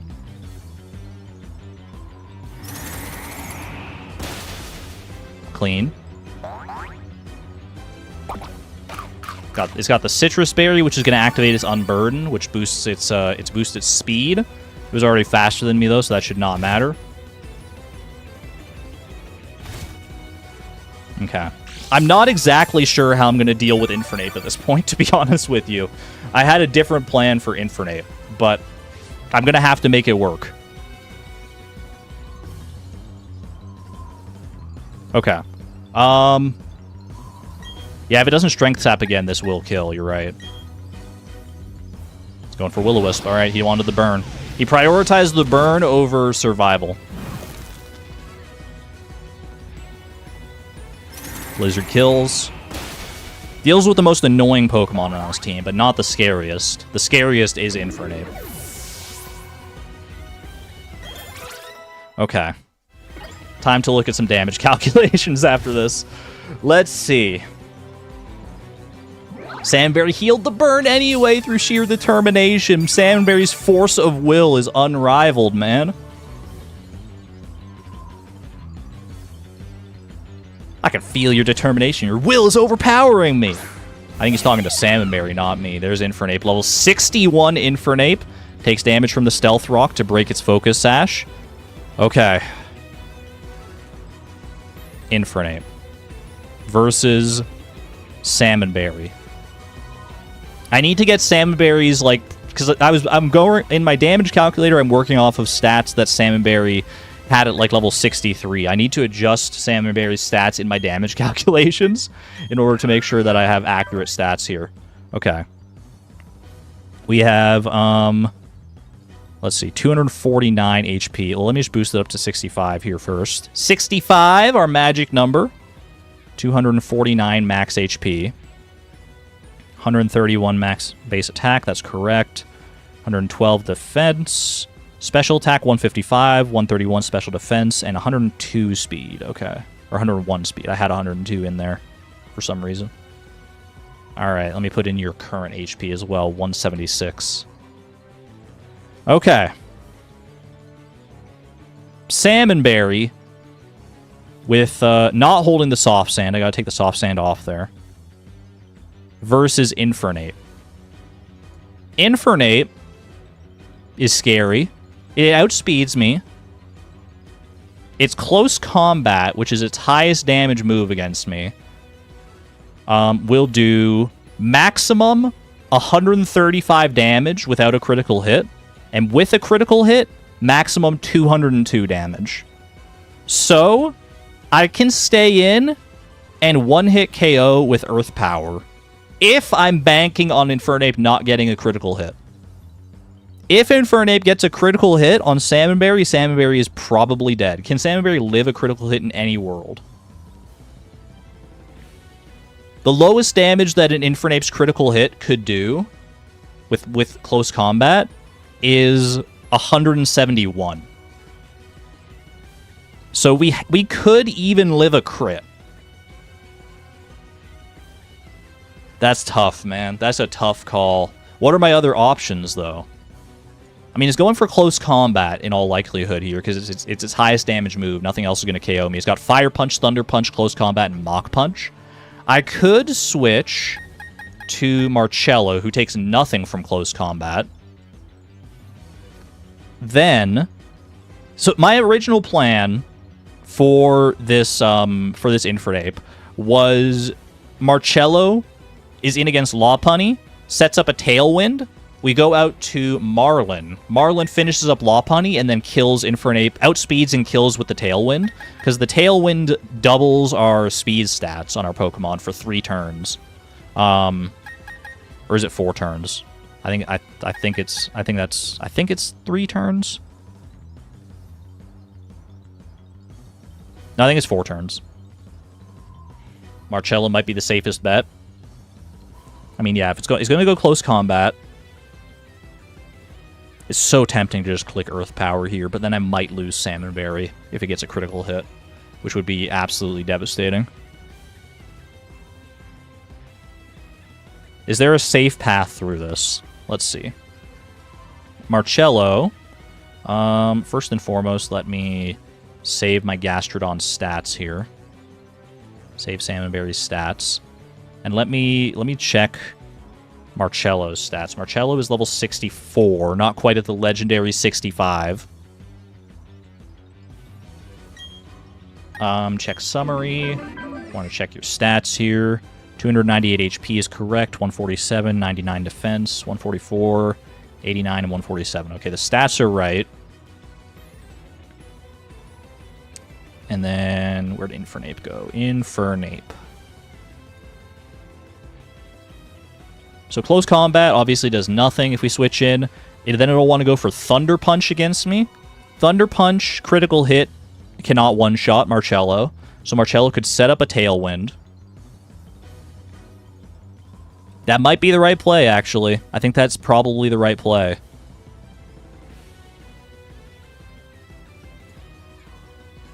Yeah, okay. I think the safest route through this is Marcello here. I think we can still make this work. Swap in Marcello. Salmonberry, you did a great job. You did a great job with the Drifblim. Thank you. Marcello comes in, close combat. Does nothing. Perfect. Hail stopped. No more chip damage, which is honestly fine. We didn't need more chip damage against this guy. Okay. It cannot one-shot me no matter what it does. I think I am going to... I either Tailwind or Strength Sap here. Strength Sap may be the right play, I think, to reduce its attack. Thunder Punch can paralyze. Might be risky. I think I gotta go... I think I'm gonna Strength Sap here, to be honest with you. Thunder Punch, yep. Freaking ow. Strength Sap will heal some of that damage back. I mean, honestly, it might heal all of it back, because Infernape has insane attack.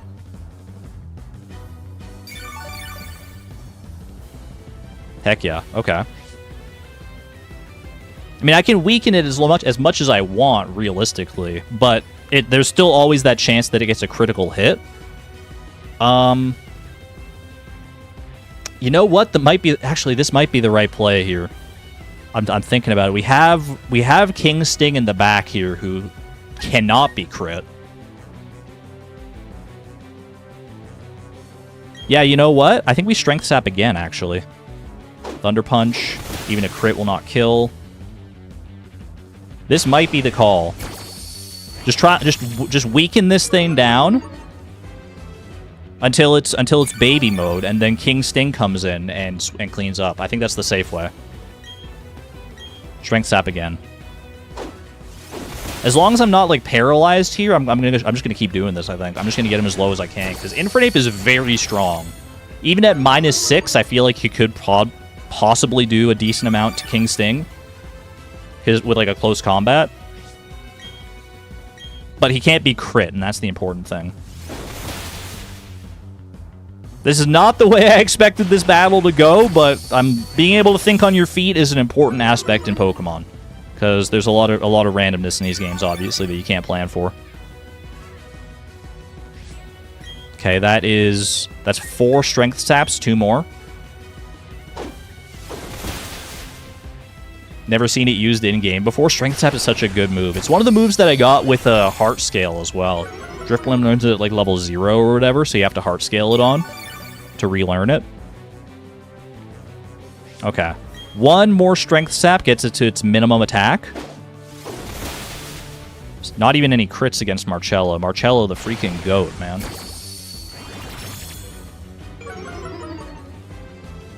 Mods, Toxic Stall them. Alright.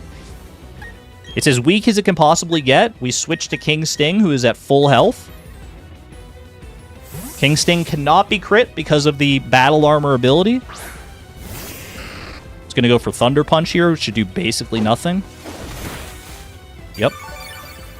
Heal that off with, heal it off completely with Black Sludge. And Crunch is not very effective. I might as well Toxic here.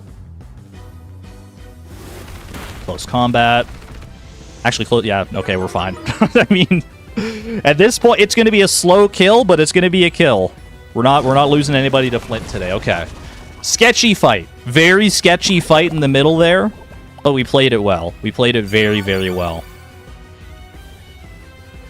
That Drifblim could have been a lot scarier, to be honest. If that Drifblim had gotten a baton pass off to Infernape of all the minimizes and stuff, I feel like this battle could have gone very, very differently. Alright, Crunch, it won't do that. I mean, Infernape is pretty frail, so Crunch might still do a decent amount. But it's not very effective. Also, it is lowering its defenses with close combat, so Crunch will do even more here. Yeah, that's solid damage. Yeah, Infernape is effectively a sitting duck at this point. Cannot critical hit me, so there's no threat here. This situation is heating up. I'm blazing now.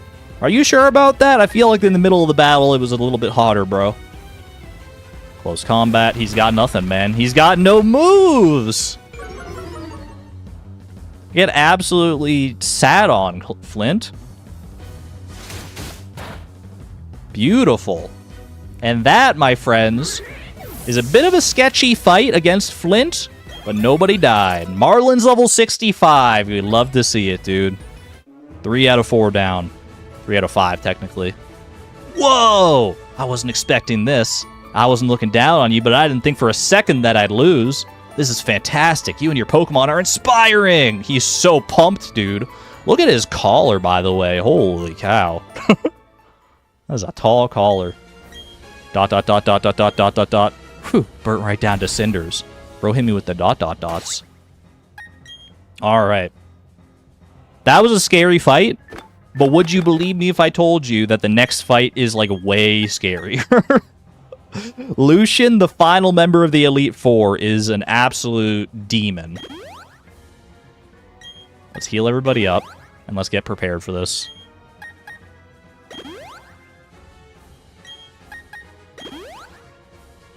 I might want to use an ether on strength sap at the very least. Let me check the state of my moves here. Actually, everyone's at full HP, right? Yeah.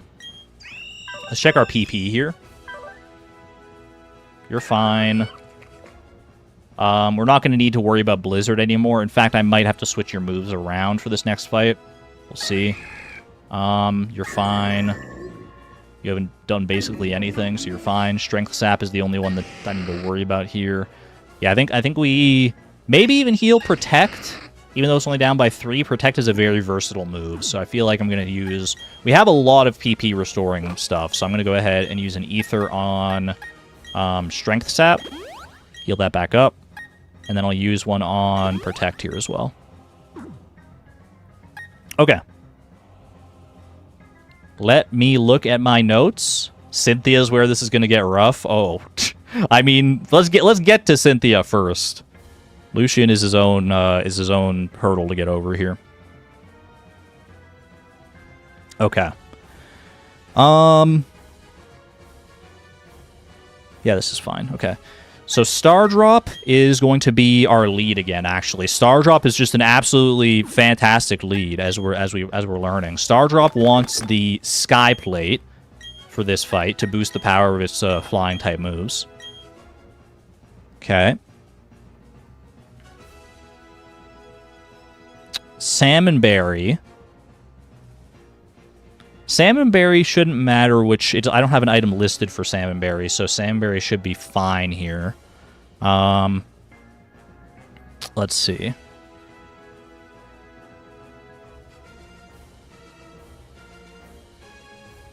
King Sting. King Sting wants a Citrus Berry over Black Sludge this time, actually. With that burst healing.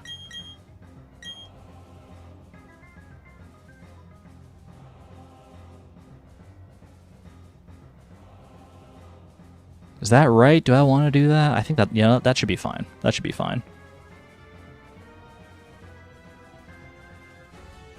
Marlon's got the Fist Plate already. Let me just read this again, make sure I'm not like missing anything here.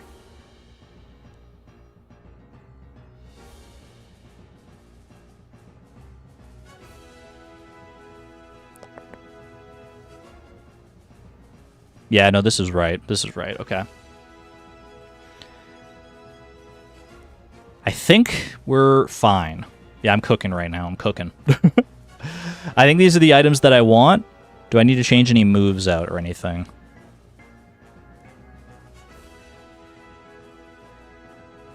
Cooking some berries, you know it.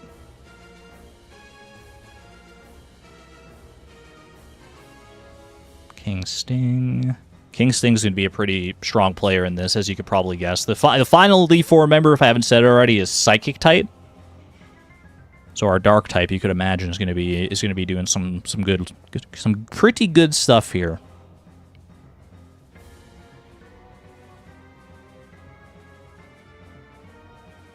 I think this is the right play. Yeah.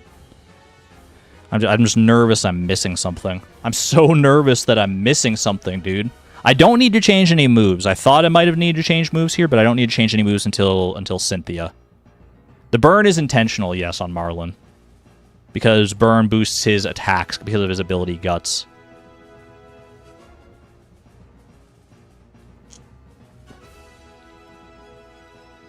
Alright. Unless I'm missing something, I think we're good. I think we're good, y'all. Lead Star Drop. I've got my items in place. Deep breaths all. We've come this far without losing anybody. Except for Willie back in Gym 7. 07 for Gym 7.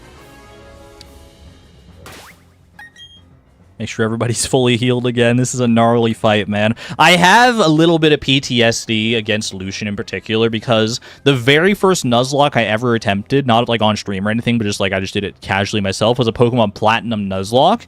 And I lost my run to Lucian's Bronzong, his final Pokemon.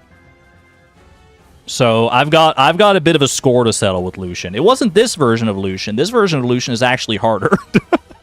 So that does not necessarily put me at ease, but we'll be fine. We'll be fine. I'm also...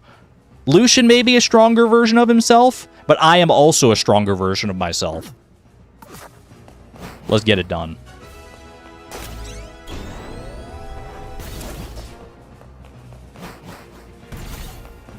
Luna rules. Welcome on in as we are starting the 4th and final member of the Elite Four before leading into the champion fight. Trust the process. You said it best. Lucian, I love your style. I love your drip. You look like a character straight out of Persona.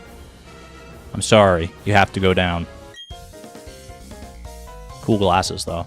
Ah, you timed your arrival well. I've just finished reading a book, you see. Allow me to introduce myself. I am Lucian, a user of Psychic-type Pokemon. I must say you've already proven yourself to be outstanding by coming this far.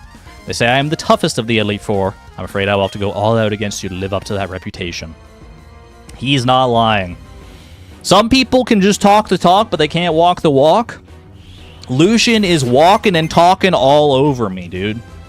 He is leading with Mr. Mime. Psychic Fairy type Mr. Mime with the ability Filter, which reduces the damage of super effective attacks against him. He has Light Screen, he has Reflect, he has Psychic, he has Dazzling Gleam, and he's holding a Light Clay, which boosts the duration of his Light Screen and Reflect when used to 8 turns instead of 5.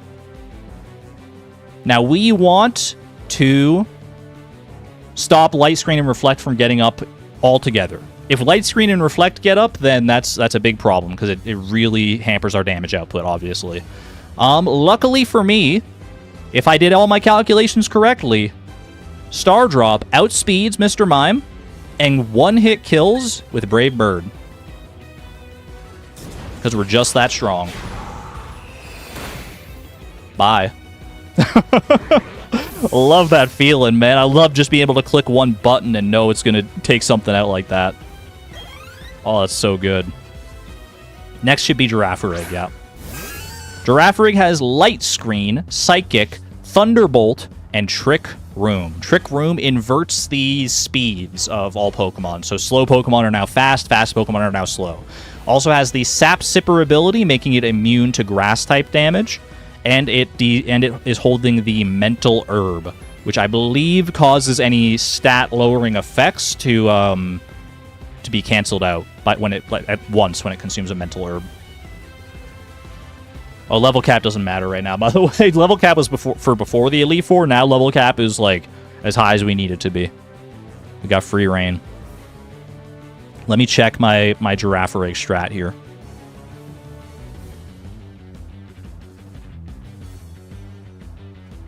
I'm so nervous that I'm missing something.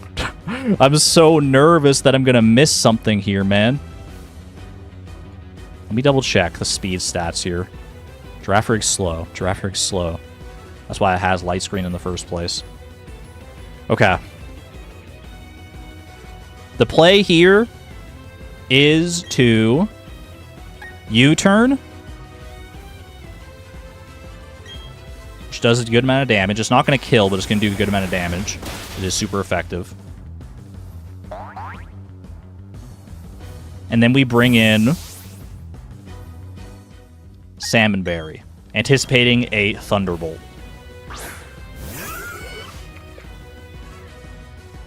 Or Trick Room. Trick Room is a little scarier to work with, for sure. But it's manageable. It's manageable. Okay. Now Girafarig is going to be, like, faster than everything I have. Gastrodon is slow, but not slower than Girafarig, I'm pretty sure. Oh, actually, maybe you are slower than Girafarig. Hold on a second. That would be crazy work. 101. Girafarig's speed is 105. Girafarig is faster by 4 points, which means it's slower by 4 points right now. Do I just try and kill you? Is that going to throw off my line too much here? I'm sure I could kill you with Earth Power from this range. Well, let me check, actually. Oh, yeah, Earth Power absolutely kills. Just looking at the damage ranges here. And that'll prevent it from setting up light screen or anything like that. I think I got to go for the kill here. I'm going off script, y'all. I'm going off script already because I wasn't anticipating the Trick Room. You know what it was, chat? I was not supposed to fully heal Star Drop after the last fight. I just, like, automatically fully healed him. But what I wanted was for Star Drop to be at low HP when Girafarig came in. That way it would go for the Thunderbolt and not go for Trick Room, because it would just see the kill and try and go for it. But unfortunately, that's not the way this worked out, so playing by the seat of my pants here now. Earth Power kills. We're faster.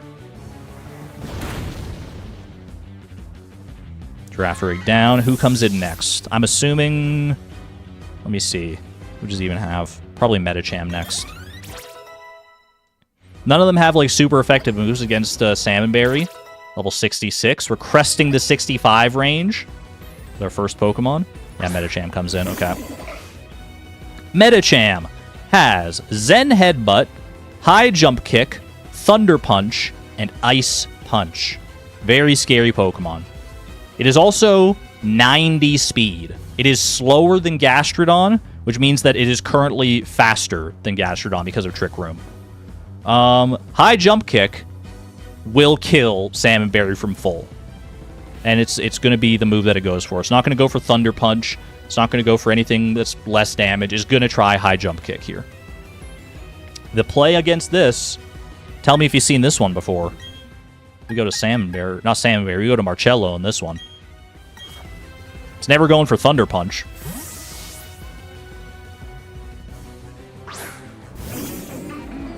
Come on, Marcello. High Jump Kick, that's what we thought. That's what we like to see.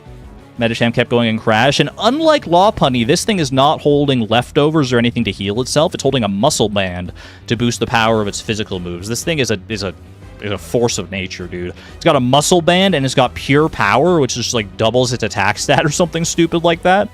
Zen Headbutt, High Jump Kick, Thunder Punch, and Ice Punch. Against Drifblim, it's going to want to go for either Thunder Punch or Ice Punch.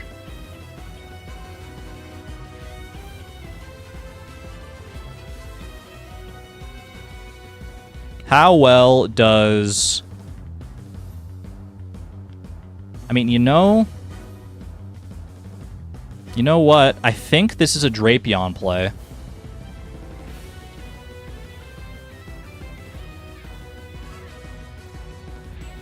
Yeah. I think this is like we did in the last fight. I think this is a King Sting play. King Sting does outspeed. I mean, Medicham is very, very slow. I think we go King Sting here. Neither Thunder Punch nor Ice Punch should do that much. The only risky thing here is if I get status affected. If I get frozen by Ice Punch or paralyzed by Thunder Punch, that could be a little problematic. But I think it's the best play I've got.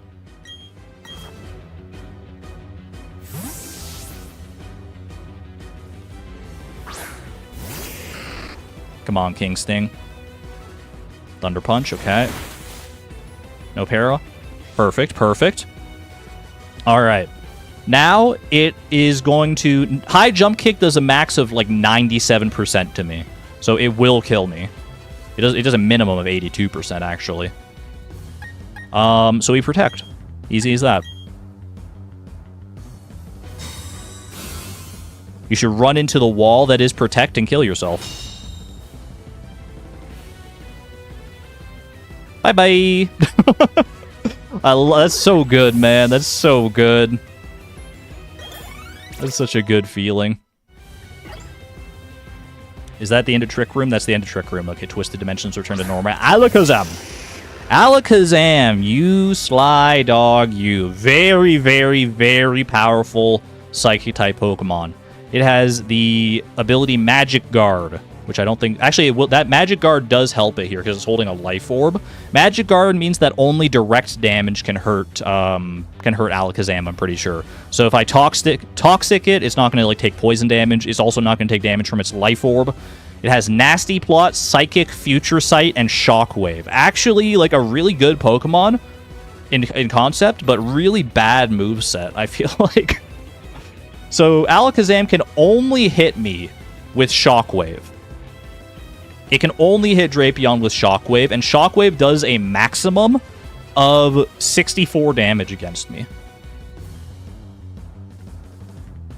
And it can't paralyze, and I kill it in one hit with Crunch. So I think you know how this is going to go. He's setting up a Nasty Plot, dude. He's trying to set up on me. You fool. Could have done at least some chip damage. Bye-bye. Should have been a real threat, man. Coulda, shoulda, woulda. Was not. If he had, like, Dazzling Gleam or something. Could you imagine? Now what should I do? Well, now I think you're going to send out your Bronzong. And this Bronzong... Normally, Bronzong is, like, not, like, that scary of a Pokemon. At least not from, like, an offensive standpoint. For some reason, Lucian's Bronzong is, like, ridiculous. This Bronzong has Levitate, so I can't hit it with Ground-type moves. Has Gyro Ball, Earthquake, Payback, and Trick Room of its own. It's also holding a Citrus Berry. This is a bulky guy. So, what is the play here? It's going to go for Earthquake against me. It wants to hit me with Earthquake, and honestly, Earthquake would, I think, kill from this range. Has a chance to kill, at least, from this range. So we're not gonna risk that, obviously. We're going out to the one, the only, you know him, you love him, he's been here since the very beginning. Or near the very beginning, at the very least. We're going to Star Drop. I'm assuming this is Earthquake. Might be Trick Room. Could throw me off here. I'd be surprised if it's Trick Room, though, because I think he could have killed me. Ooh, it is Trick Room. Okay. That's fine. I think we can still manage that. Let me see. I don't have Star Drop's new stats in here. He's level 66 now. I got my kicks out at level 66. Beware of Payback. Well, Payback will not actually do more damage. Because what Payback does is it's a powerful Dark-type move. But its power is boosted if it goes second. And in Trick Room, it won't go second. Because it doesn't have negative priority, I'm pretty sure. Just use Quick Attack. Yeah, that seems like a good idea. Just whittle it down with Quick Attack. Payback doesn't have negative priority, does it? No, it has regular priority. User stores its power, then attacks. If the user moves after the target, the power will be doubled. So Bronzong is very slow, obviously. It's going to move before everything else in Trick Room. So we should be safe from the at least higher damage of Payback. Okay. Let me put in Star Drop stats into the damage calculator here. We got 190. Well, hold on, let me boost you to 66. Alright, your HP is a lot higher than I have it here. 215 HP, of which you currently have 159. Okay. Your attack is 203, which is also... Oh, wait, I'm freaking looking at Drapion, dude. I'm not looking at Star Drop. What am I doing here? Okay, I was wondering why the stats were, like, so far off. Okay, this makes a lot more sense. Okay, 215. Your attack is at 203. Your defense is 129. Your special attack shouldn't matter, but I'll put it in there anyway. Special defense is 92, and speed of 176. You're at 159 HP right now. Bear with me on this one, chat. Bear with me. I'm not used to using a damage calculator in the middle of a fight, but these Elite Four, I think you've already seen, they're no joke. Okay, Bronzong. Bronzong versus Stardrop.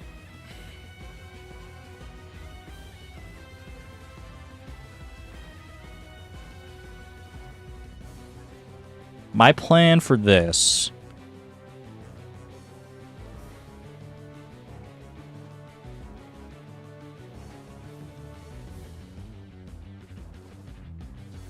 This is tough, dude. This is tough.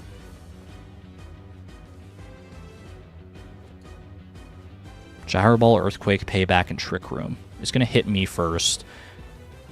Its Gyro Ball is devastating, actually. Gyro Ball does a max of 133 damage without a critical hit. With a critical hit, it always kills me from this range. 169 minimum. However,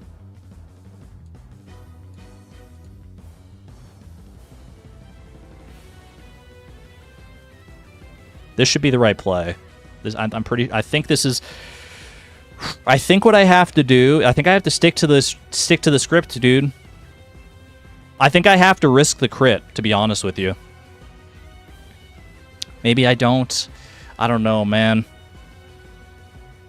Gonna go for Gyro Ball, which is gonna hit like just about anything I have for... Well, I guess I could go... Did Salmon Berry take a Gyro Ball well?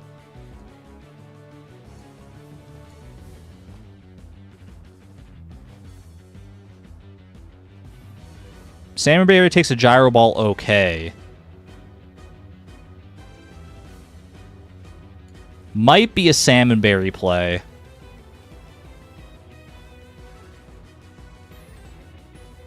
If I want to try and avoid the crit, because the play what I want to do ultimately is get in here with Marlin or Heracross, and if Marlin is in here and is burned, let me add that in. Close combat does between 76 and 91% with the current stats, which I think are actually lower than what my guy currently has right now. Oh, and that's without the Fist Plate, actually. Fist Plate. Close combat causes it to do a minimum of 91%. So if I can get Marlin in here, I can kill. And as long as Marlin is at full, it can never kill me with Gyro Ball, because even a critical hit will never kill. Okay, I think the play... If I can risk the U-turn, it'll get a hit off, and then I get Marlin in here at full HP. Or I go Salmon Berry, try and whittle it down with... The only thing I can whittle it down with is Blizzard. Funnily enough. Try and, like, recover stall it a little bit until Trick Room runs out. I think that's a safer play, to be honest with you. If I want to avoid that crit, and I really do, I think this is a Salmon Berry play. Probably should have gotten Surf back. You're not wrong. But that's fine. Payback. Okay. That's, you know what's the sad thing is that Payback wouldn't have even a crit Payback would not have done anything. Well, it wouldn't have killed Stardrop. I was looking at Gyro Ball because that's just like highest damage move against me. I don't know why I went for Payback there. Okay. Bronzong is definitely slower than Salmon Berry, so it's going to outspeed in Trick Room. Let's just go... I could go Hail Blizzard, or I could just go Blizzard. I think I go Hail Blizzard to try and get that chip damage. Earthquake should do a decent amount, but nothing crazy. I've got the leftovers to stall it out.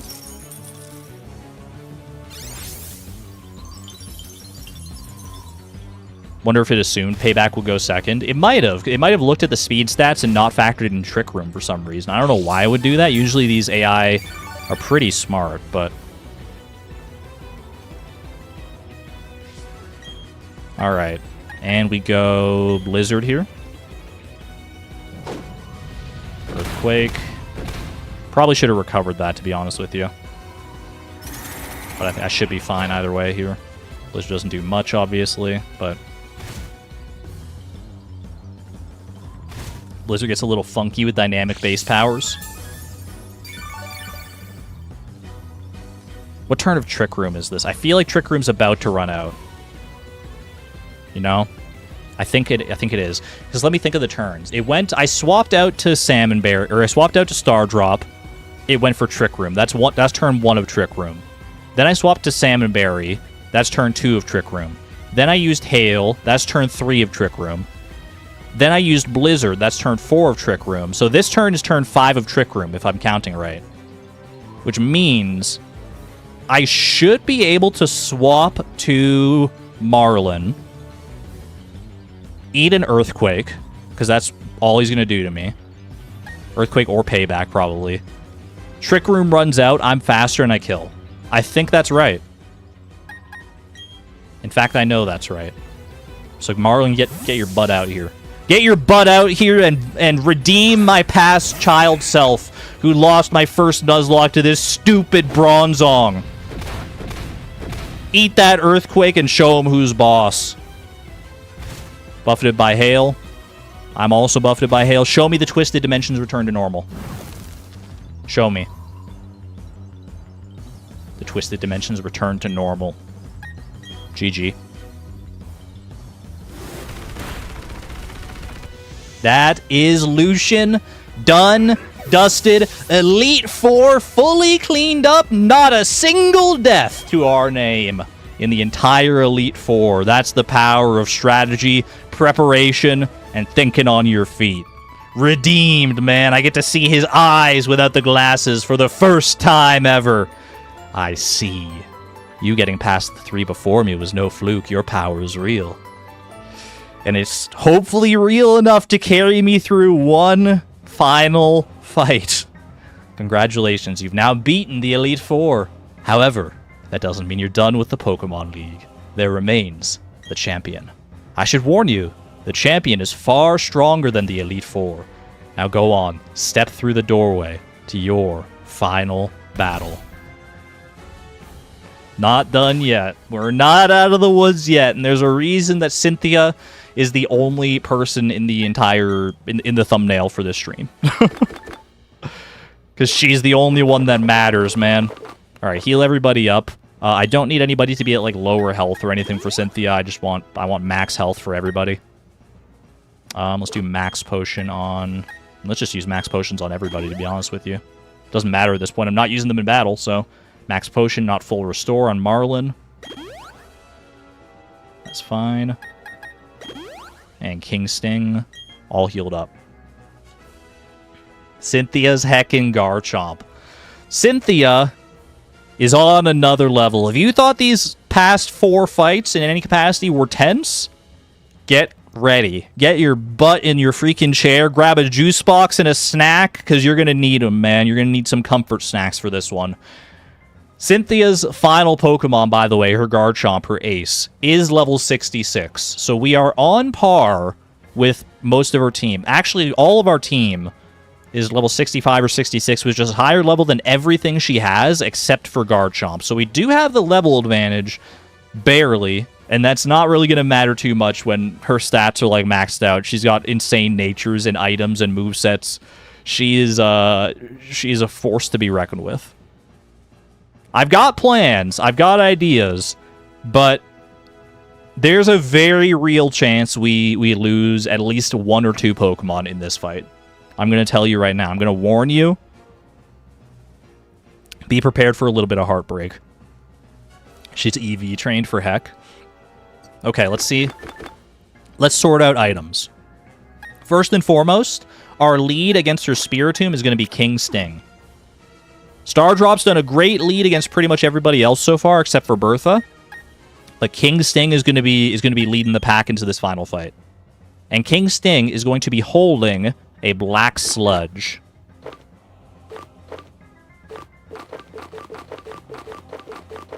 You're scared? Find your chat buddy if you're scared. Find yourself a good chat buddy and hold hands. Black Sludge for recovery. Marlin has a Citrus Berry in this fight.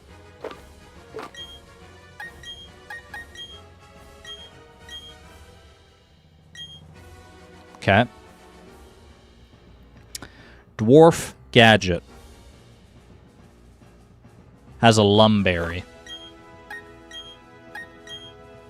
Heal off status effects. Stardrop also has a Lumberry.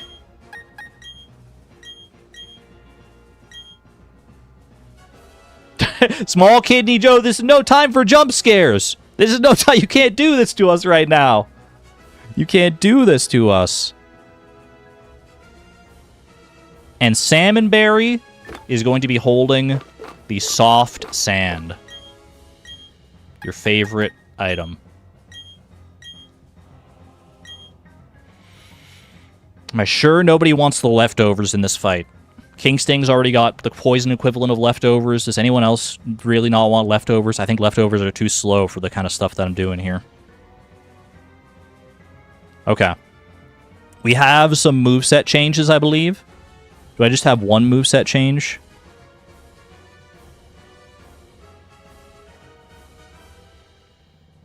I think I just have one moveset change. Just double checking all my notes here. Yeah, okay.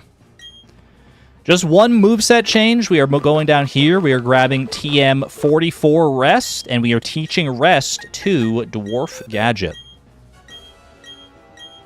Dwarf Gadget has a very specialized moveset. Dwarf Gadget has not really seen that much play, but Dwarf Gadget is built specifically for, like, one of her Pokemon.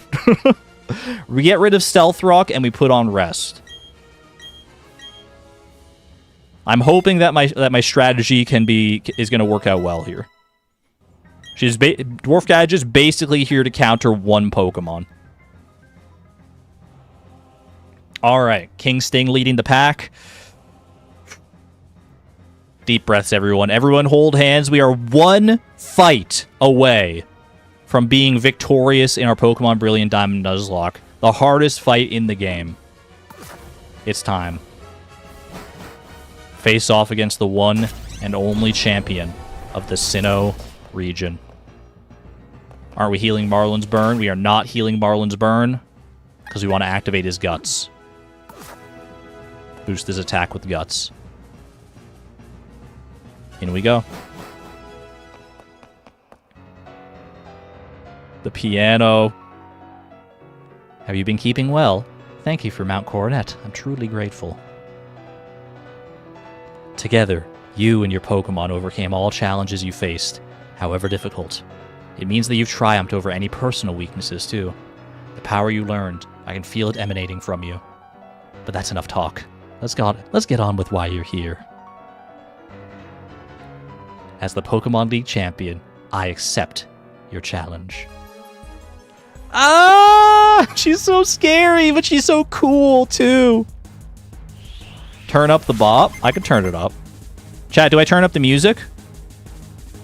Is it time to turn up the jams? Spiritomb comes in. She's got her own rare disc, bro.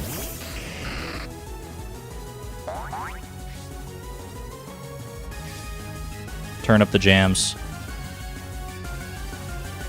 I'm just maxing it out. This ties will go in OBS. Is that too loud? Is that too loud, or is that beautiful? Is that exactly where we want it to be? Yeah, this one's just a common disc, not rare disc. Get it out of here. Get it out of here. Kind of quiet, to be honest. I can't boost it anymore in OBS without putting on like a filter or something, like a gain filter, so we'll just have to go with it. It sounds good to me at the very least. What a freaking bop, by the way. Okay. Level 61 Spiritomb is her lead. Ghost Dark type. Only weakness is Fairy. It has pressure, which causes my moves to use 2 PP instead of 1 every time I use them. And it has the moves Shadow Ball, Dark Pulse, Psychic, Sucker Punch. And it has a Citrus Berry.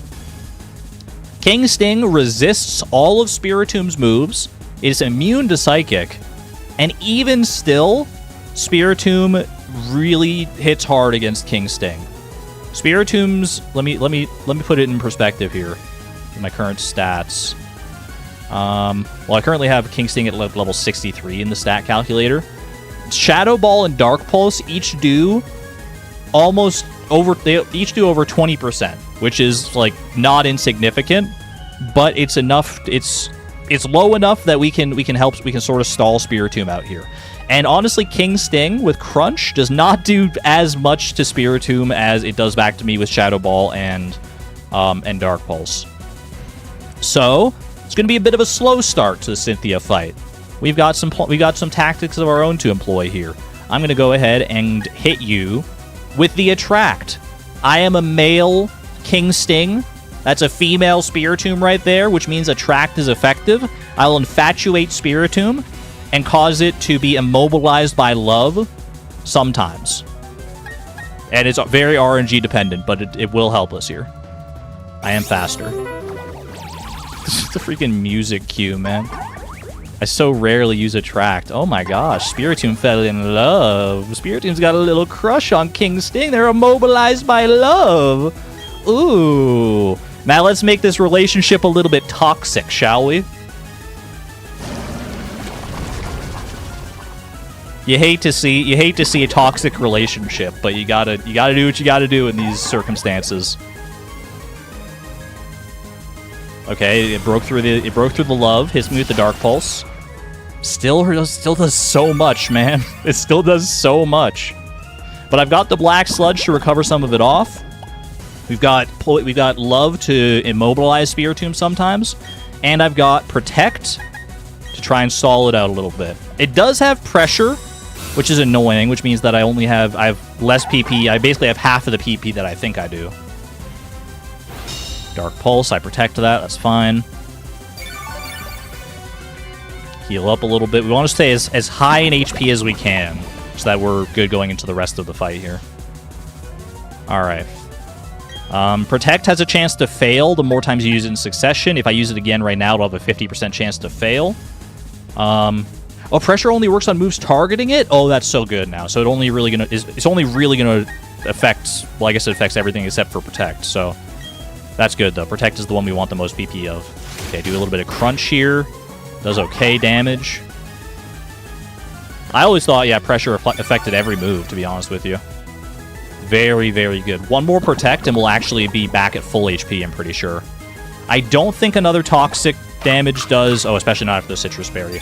Toxic, if you don't know, by the way, does more damage each turn. So it's going to do even more damage next turn.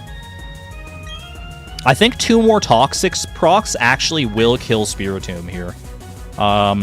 Let's go ahead and Protect. I don't... Actually, Crunch might have killed from there, too. Crunch might even kill after this. Dark Pulse. We Protect to get our HP back.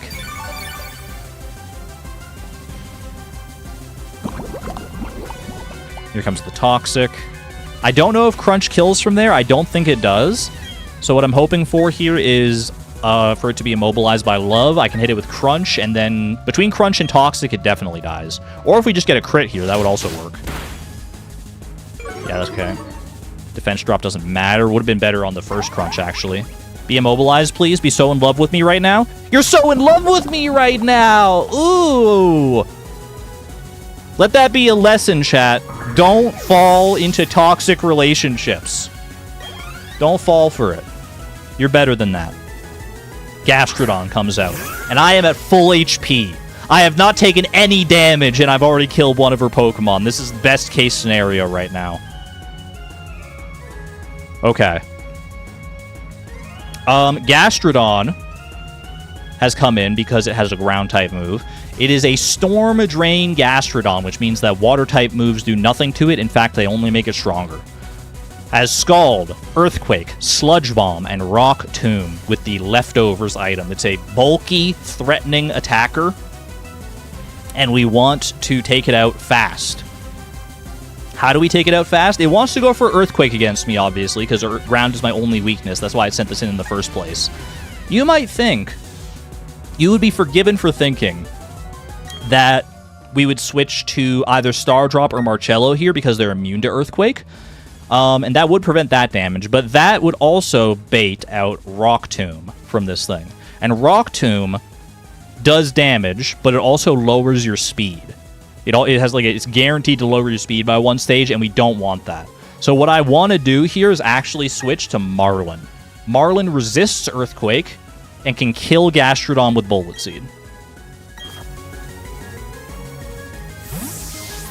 Trust the process. We trust the line. Marlin, you've done so much already, but I need you to do one more. You're going for Rock Tomb anyway. Just wanted the speed control. The critical hit is rough, but it's fine. I wanted to avoid that. I really did. But I think we're still going to be okay. I mean, I'm glad I didn't switch to Star Drop, I'll tell you that. I'm glad I did not do the switch to one of my flying types. All right, Bullet Seed. We still outspeed even after the speed drop. Bullet Seed, we need 3 to hit. We need 3 to kill. Please, please just give me 3. Yes, thank you. Okay. That was one of the bigger RNG checks in this battle. We needed 3 to kill him.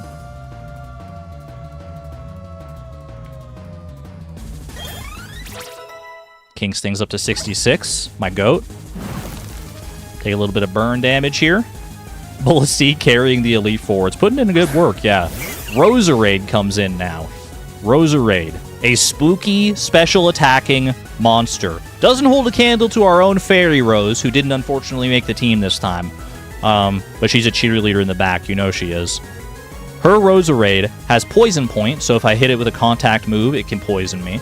It also has Dazzling Gleam, Shadow Ball, Sludge Bomb, and Energy Ball.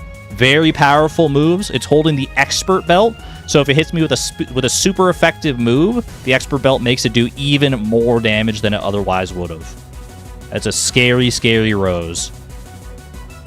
What do we do here? Because it wants to go against Marlin. The reason it came out against Marlin in particular is because it does have a super effective move against me. It has Dazzling Gleam. And none of its other moves have any, like, weird effects. It doesn't have any, like, speed control like Rock Tomb did. It doesn't have any, like, status moves or setup moves or anything like that. It's only got attacking moves.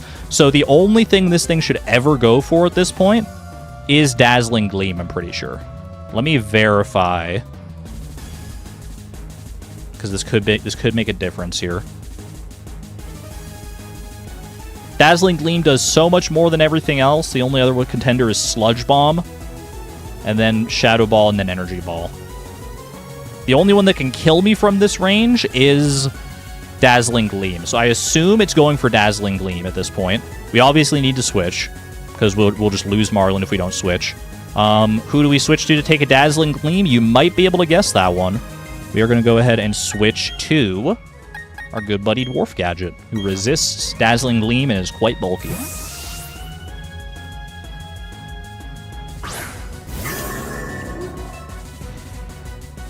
Dazzling Gleam. Perfect. Resist that. We tank it. Still a decent amount of damage because Roserade is just strong.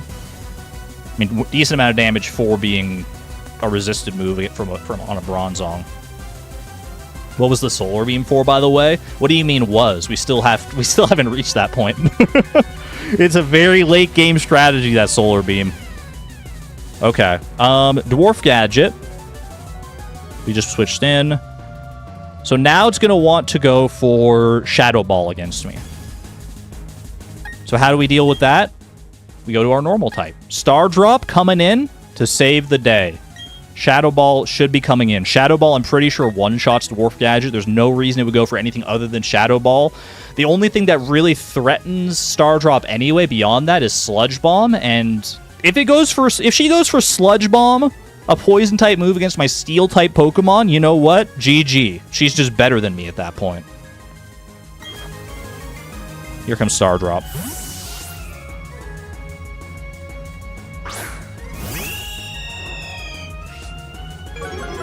Intimidate doesn't matter because she's a special attacker. Shadow Ball, perfect, perfect. Okay. It one-shots Dwarf Gadget. Yeah, I'm pretty sure because of the Expert Belt, it does, like, insane damage. Even though it's not a same type attack bonus move. Alright, Star Drop at full HP against this Roserade.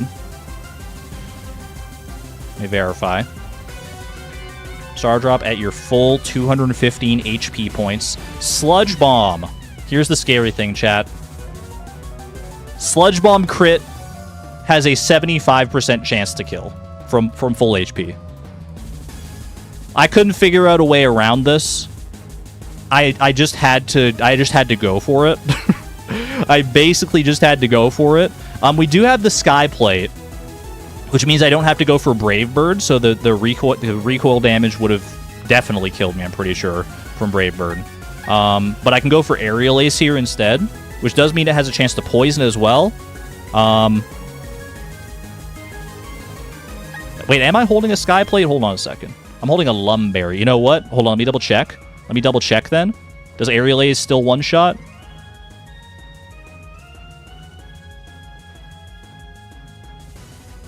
Aerial Ace.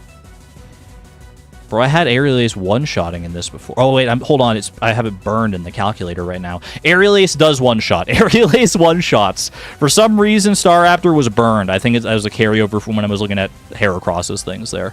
That was halving its attack. Aerial Ace does kill. Okay, we're fine. We're fine. Scary, scary. Aerial Ace does kill. If it gets a Sludge Bomb and critical hits and just kills me, then RNG is just not in my favor today. This is the best I can do. You got this, Star Drop. Star Drop, however this goes down, just know I love you, and I'm happy that you're here.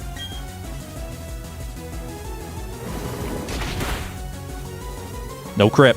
No crit! We leave those, man! We take those! Get out of here, Roserade!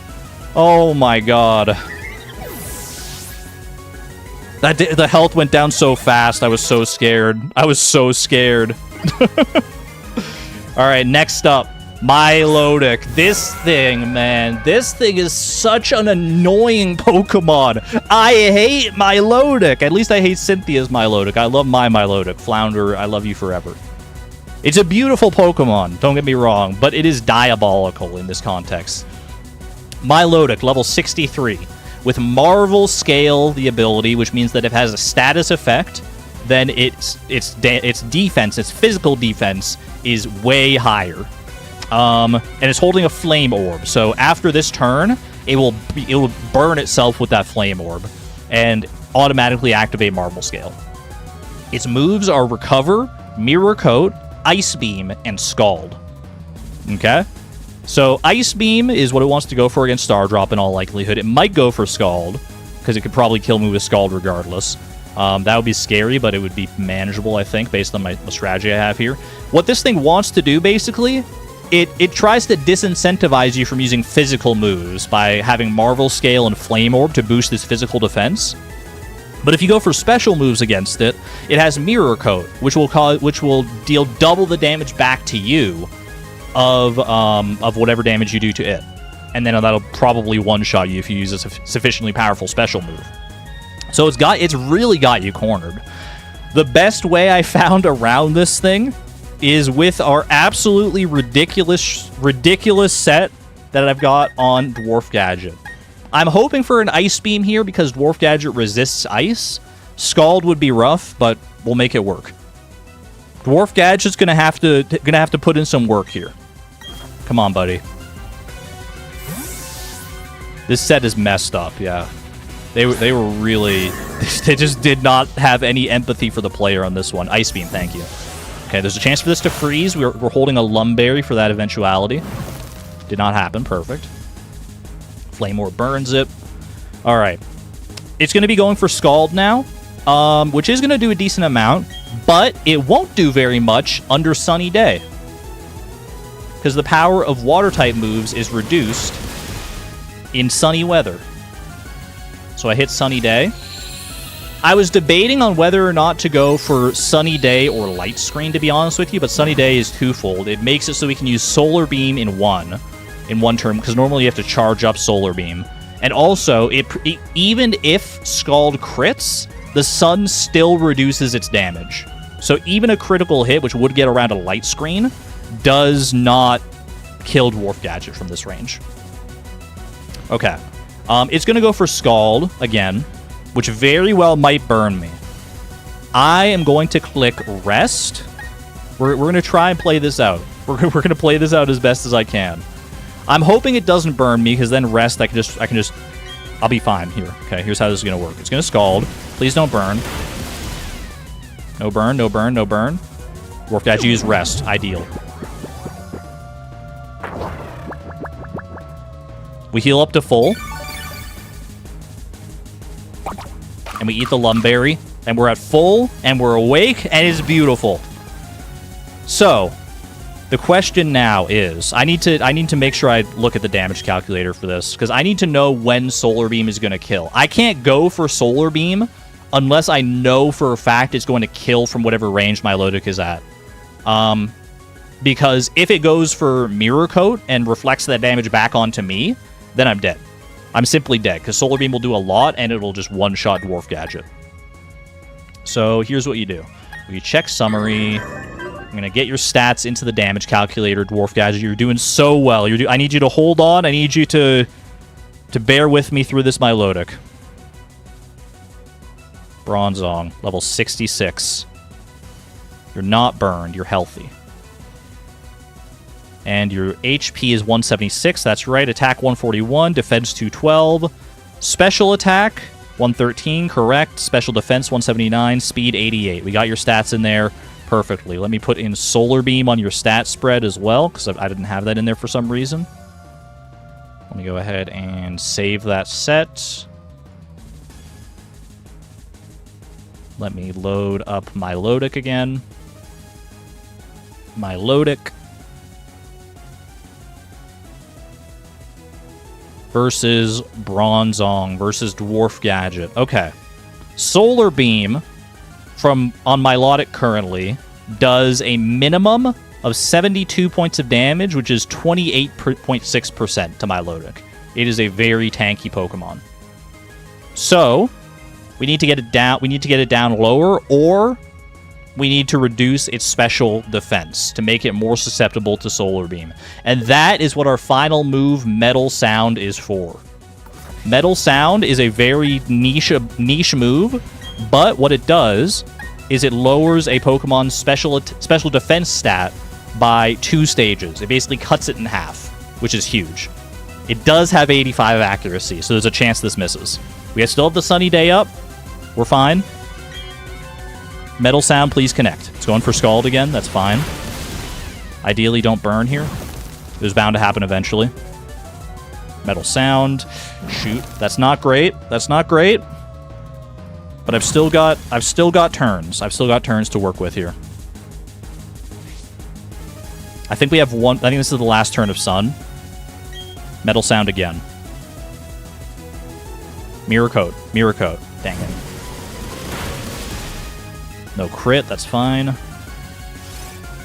Metal Sound connects. That's what you want. We're still in this. We are still in this. Did I heal the burn? I was looking at my damage calculator. I think that's what that sound was, right? I healed the burn. Dwarf Gadget, you absolute legend. Okay. Milotic is now at -2 special defense, which means that Solar Beam does 57% to 67%. Milotic's still not low enough for that to matter. Is the sun still up? It looks to me like the sun is still up, but I didn't see if there was a message. I think the sun is still. Those are rays of sunlight coming down, are they not?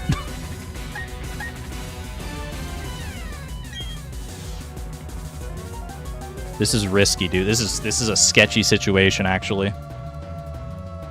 I have to Metal Sound again. I really needed that first Metal Sound to connect, man. All right, Metal Sound. No burn, please. Shoot. Dang it, dude. Ah! It's a rough one. You were so determined that you healed the burn again. Dwarf Gadget, you know what's at stake here. You know what's at stake. Okay, its own burn is whittling it down as well. We have to set up Sunny Day again. I think this is Sunny Day into rest. And hope that I live the scalds that come through that. You Dwarf Gadget! Dwarf Gadget, you're so good! We needed that. We really needed that. I mean, she's been dodging attacks left, right, and center. We needed to dodge one, too. Okay. I think I can get away without resting here, to be honest with you.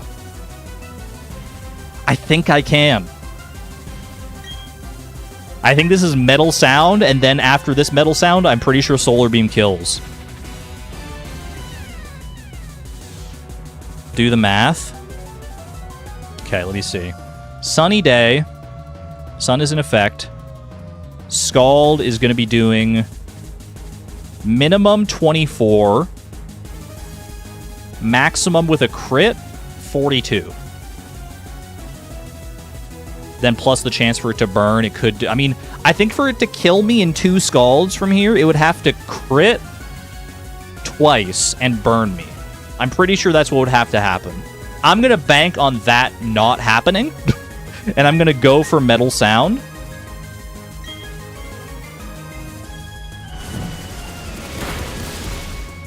That's fine. Got the burn. Scald is a pretty high chance to burn, so it's to be expected. Hit our Metal Sound. 50% accurate, by the way. No, it's 85% accurate, but it feels like 50% because I missed 2 and hit 2. Alright.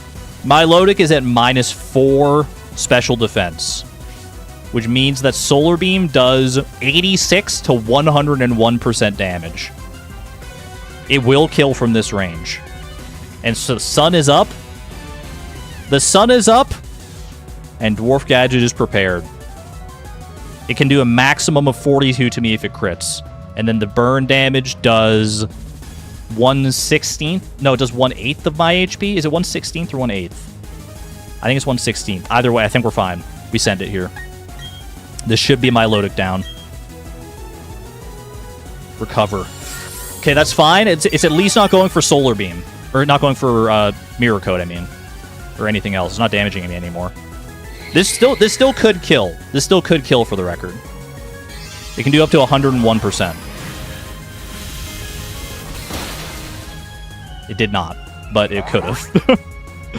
Dude, Dwarf Gadget. Oh, it dies to its own burn, you fool, Cynthia! I made a mockery of you!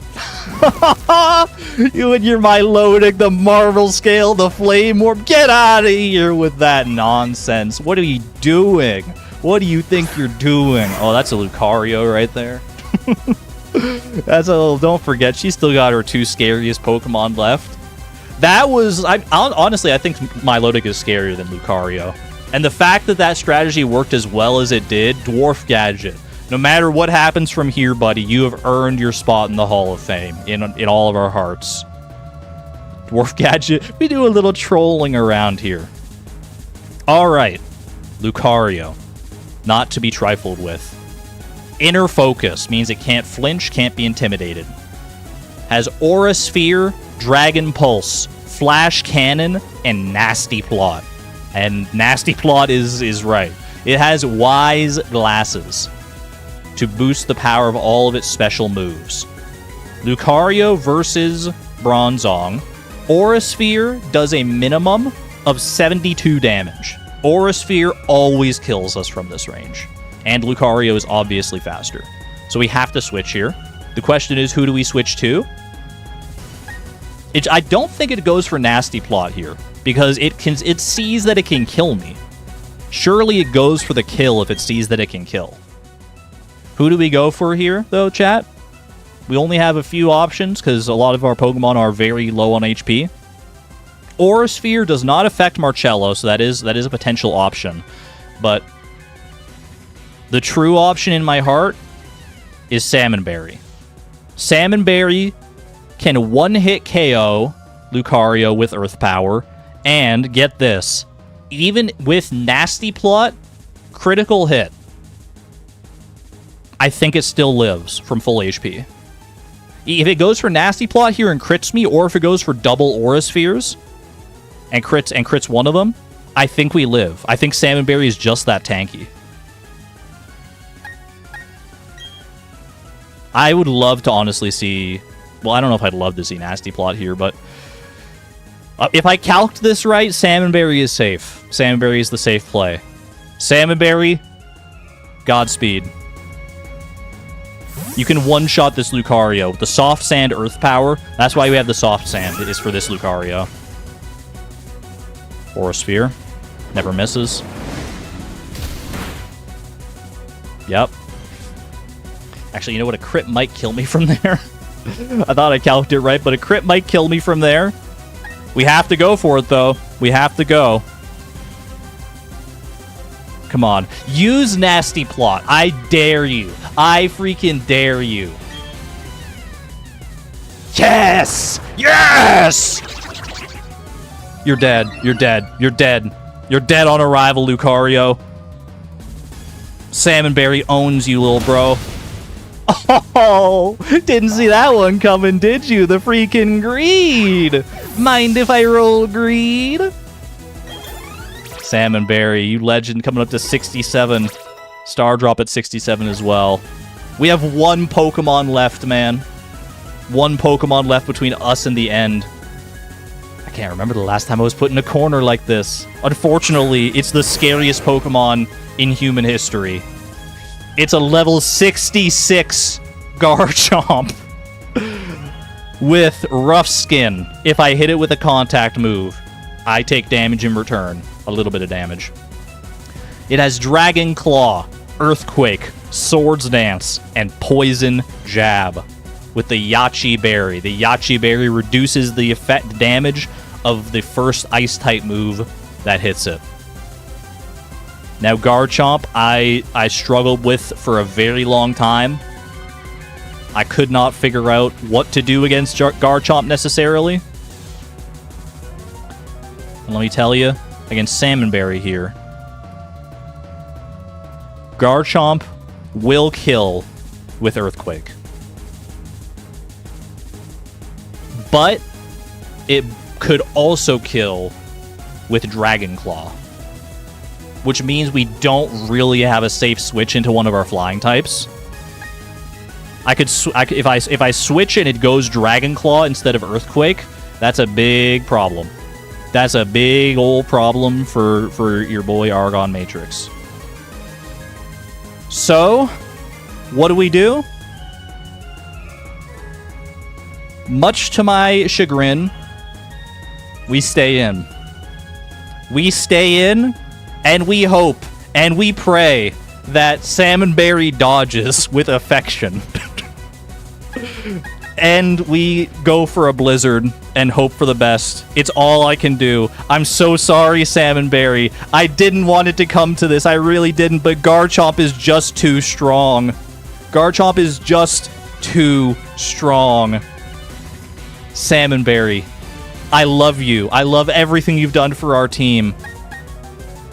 Please, please, I love you so much. I love you so much right now. Blizzard won't kill, by the way. If Blizzard hits, we still have more, but... Salmonberry, no matter how this goes, it's been a great run. Swords Dance. Swords Dance is also possibly problematic. But we'll cross that bridge in a second. Blizzard did hit. The Yachi Berry was used up. I won't let this end. This match is too fun to let it end this easily. Yeah, Swords Dance is pretty bad. I mean, it kills me with everything now.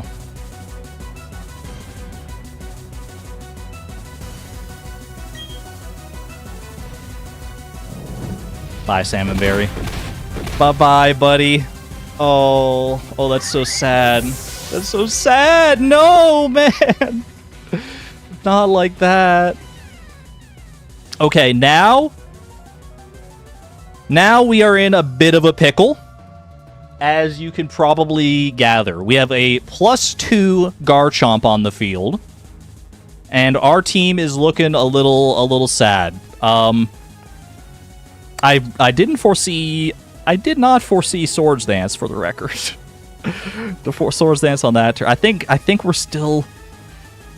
Maybe we're not fine. Maybe we're actually going to lose. But give me a second here. Give me a second. Give me a second.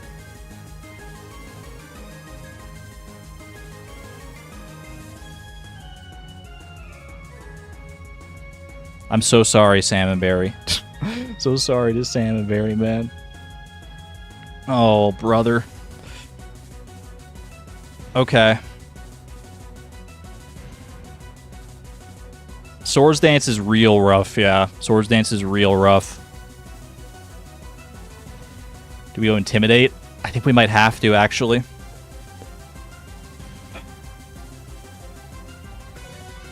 Star Drop would not. Oh, this is tough, dude. This is tough. Let me see here. I'm looking at things. I'm looking at various bits and bobs. Yeah, I think I have to Intimidate. I think this is the right play here. Star Drop comes in, intimidates, lowers it down to just +1 attack. Okay.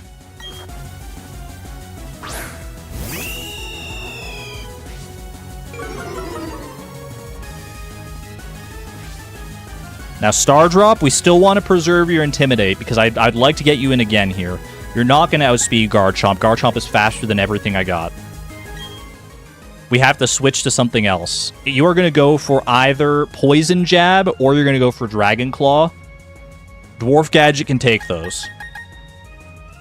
I mean, +1 Dragon Claw is still going to do a lot. It might kill, but it's got to be Dwarf Gadget. It's got to be Dwarf Gadget.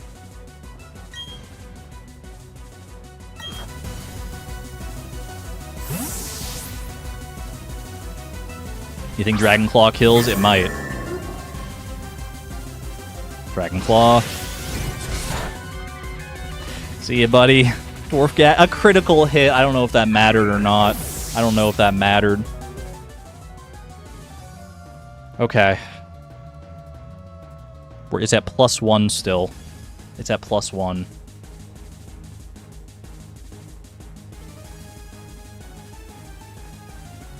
Here's the thing here's what I think I gotta do.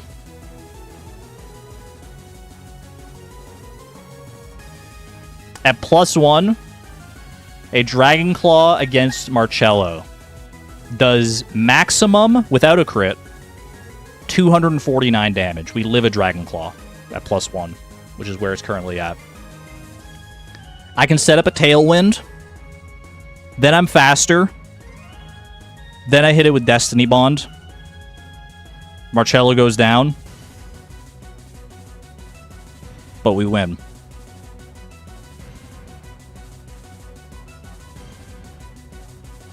Strength Sap. We could try, but the Strength Sap strategies only worked on Infernape last time because it didn't have Swords Dance. This thing has Swords Dance. This thing has Swords Dance.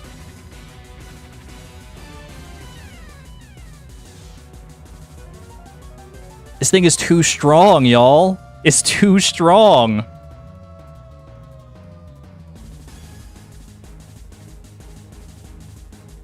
I don't think Strength Sap is the play. I think it has to be, we have to try and get Destiny Bond. I can't risk it going for like more Swords Dances and stuff.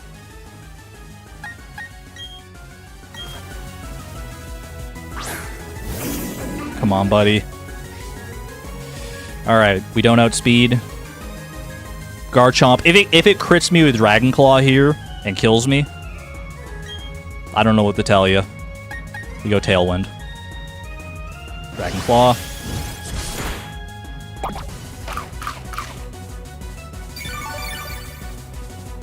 I mean, we didn't get crit. We didn't get crit. I still don't feel that great about this. It's why I brought the move, though, man. It's why I brought the move. Destiny Bond. I think I got your number, though, Garchomp. I think I got him. I think I have him. Let me make sure. Tailwind. Marcello. We outspeed. 07's in chat. To the ones we lost along the way. Salmon Berry, Dwarf Gadget, and Marcello all put their lives on the line for this Garchomp to go down. For this absolute monstrosity. Marcello, your sacrifice will not be in vain. You will be remembered forevermore by myself, by your teammates, by all of chat. Thank you for your sacrifice, my friend. Destiny Bond, if you don't know. The Pokemon that dies to Destiny Bond. takes down its attacker with it. If I go down, I'm taking you with me, Garchomp. You're done. That's the Pokemon Brilliant Diamond Nuzlocke. Done and dusted. Not deathless, not even close. But we made it. We made it. With half of our team still intact. You defeated Champion Cynthia. It's a bittersweet ending. A bittersweet ending, to say the least. But we survived. I always said, if it was between sacrificing a Pokemon or losing the entire thing, it was always going to be sacrificing a Pokemon. Maybe there was a way out of that with one fewer sacrifice or no sacrifices. But we made it through. Let's not let their sacrifices be in vain. Just a few minutes ago, you were the most powerful challenger. And just now, you became the most powerful of all the trainers. You are now our newest champion. It was necessary once it went for Swords Dance. I think that's true. That was excellent. Truly an outstanding battle. You gave the support of your Pokemon needed to maximize their power, and you guided them with certainty to secure victory. You have both passion and calculating coolness. Together, you and your Pokemon can overcome any challenge that may come in your way. Those are the impressions I got from our battle. I'm glad I got to take part in the crowning of Sinnoh's new champion. Now then, step onto the lift. You believe you named Salmonberry? Salmonberry, I mean, all the losses hurt, don't get me wrong. Salmonberry, Dwarf Gadget, Marcello. No, I can't say any of them hurt more than any of the others, man. Salmonberry and Dwarf Gadget both put in such insane work in this Elite Four and throughout the rest of the game. Marcello was less prominent, but it's the reason we killed Garchomp at all. So, like, it's... Man. Man. What a battle. The room ahead is the Hall of Fame. Who the heck are you? You haven't even been in my life for the past however many hours. Where were you when I needed you most, Rowan? Telling me how to EV train my Pokemon or change my IVs. You could have given me an upper hand. Salmonberry could have been alive if you helped me out, bro. Ah, your last battle was splendid. Other than the fact that I lost 3 Pokemon. A child I enlisted for my Pokedex project has come this far. It's only natural that I come and witness their crowning achievement. Vi, I shouldn't call you a child anymore. You've grown into a real champion. Professor, you still enjoy the enthusiasm kids bring to your research, don't you? Step this way, please, Vi. Professor Rowan, I need you over here as well. You could have tweaked into the void and made sure all made it to the Hall of Fame with 1 Pokemon and 0 deaths. Why didn't we just do that instead? Wait, you're so right, Sugar Prince. I forgot, I didn't specify this is a glitchless run, so I guess I could have just, you know, GG from Stream 1. It's been a long while since I last entered this room. I think the last time you were here was when I became champion, then yes, that would be quite a long time ago. Vi, welcome to the Hall of Fame. We made it. We made it, man. Don't let their sacrifices be in vain. It's a bittersweet, sad ending. It's a tragic tale that we made it this far. With 3 deaths. 4 deaths total, 3 of which were in that final battle. Not only the final battle against the final Pokemon, that's a pretty darn good track record, man. That's a darn good track record, I think. What you're leaving are the memories of your adventure so far. It's time to record your names, you and your Pokemon. Remember, your Pokemon are partners that grew with you through many challenging battles. This machine will make a permanent record of your achievement. To our fallen comrades, and to the survivors, we salute you. Welcome to the Hall of Fame! King Sting survived! Salmonberry did not. 07. Marlin lives! Dwarf Gadget does not. But did you see that Milotic play? Marcello, the reason we won in the end, the final reason. And Stardrop still kicking all the way from back on Route 201. Look at that Dynamite squad, man. Look at them all. Time 96 hours and 32 minutes. I did a lot of off-stream grinding. That's where that comes from. League champion, congratulations. Take a screenshot, y'all. Take a screenshot. And that's Pokemon Brilliant Diamond. The remake of the very first game that I ever played in the Pokemon series. Successfully completed as a Nuzlocke. I don't have a great track record when it comes to Nuzlocks. A lot of the Nuzlocks I've done like off screen on my own time, I've always lost them. The only other Nuzlocke I've done way back when on this channel, Pokemon Leaf Green, I did manage to beat the Elite Four, but I lost in like the post-game rematches. This feels pretty good, man. This feels, especially with how actually insanely difficult and like well built the Elite Four and Champion teams were.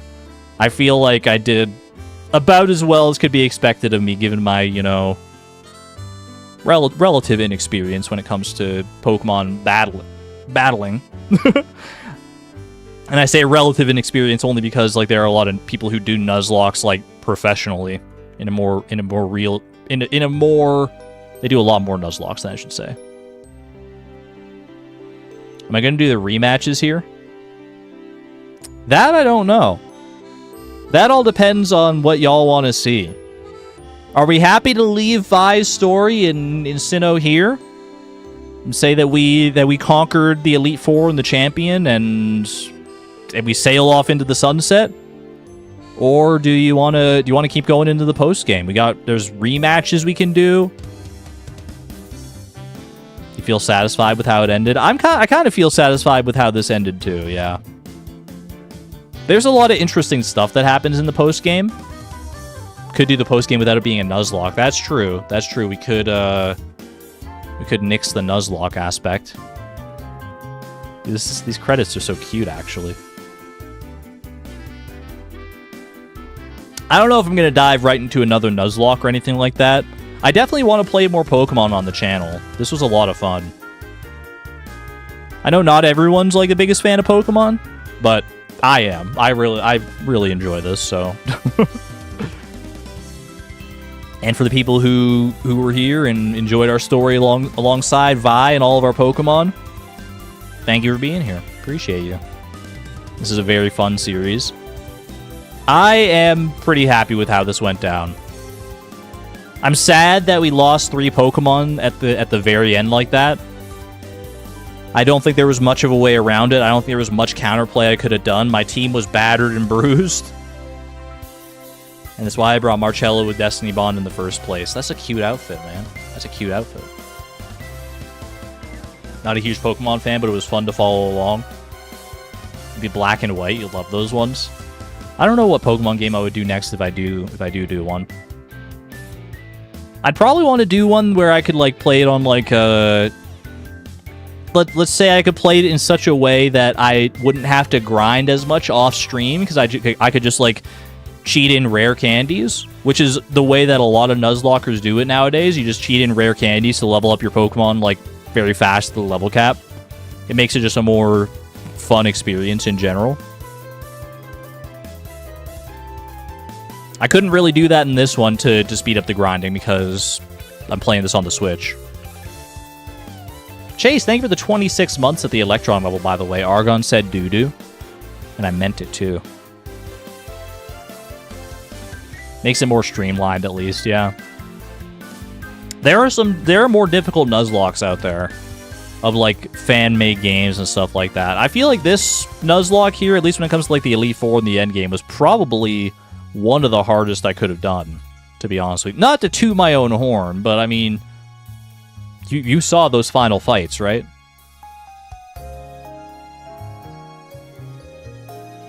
Out of all this, honestly, I think I'm proudest of how well that Milotic encounter went in Cynthia's fight.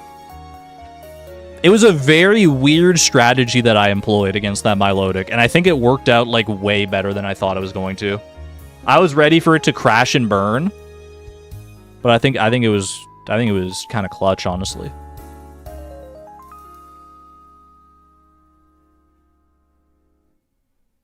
Back home with mom. So cute. The end. And that's where I guess we should leave it. Unless, what if I press a button? I'm pressing all the buttons and none of them are doing anything. I think I'm just stuck. Oh, wait. You can kick me out to the title screen? Yeah. There was a lot of RNG involved in that fight, but it was still a solid line. Yeah, I tried to minimize the RNG, and RNG didn't always roll in my favor either, to be fair. You know what I just realized?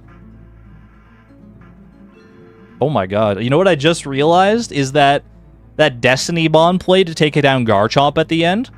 There was a chance that I go for Destiny Bond, and Garchomp goes for Dragon Claw, and then Marcello's like, I dodged the Dragon Claw because I love you so much. And then I go for Destiny Bond again the next turn and it fails. Because Destiny Bond can fail on subsequent turns. That would have been devastating, bro. That would have been so bad. If the affection is what killed me. You said survives the attack with affection, actually. Oh, it could have done that, too. It could have survived with, like, 1 HP. The darkest timeline. Thankfully, Marcello knew the stakes. He knew that 2 of his teammates had already fallen, and he wasn't about to let his own sacrifice go in vain. That would have been intense, man. That would have been crazy. What happens if I load in here? I'm just here now. I'm just in my room. We're just chilling with the Switch, you know?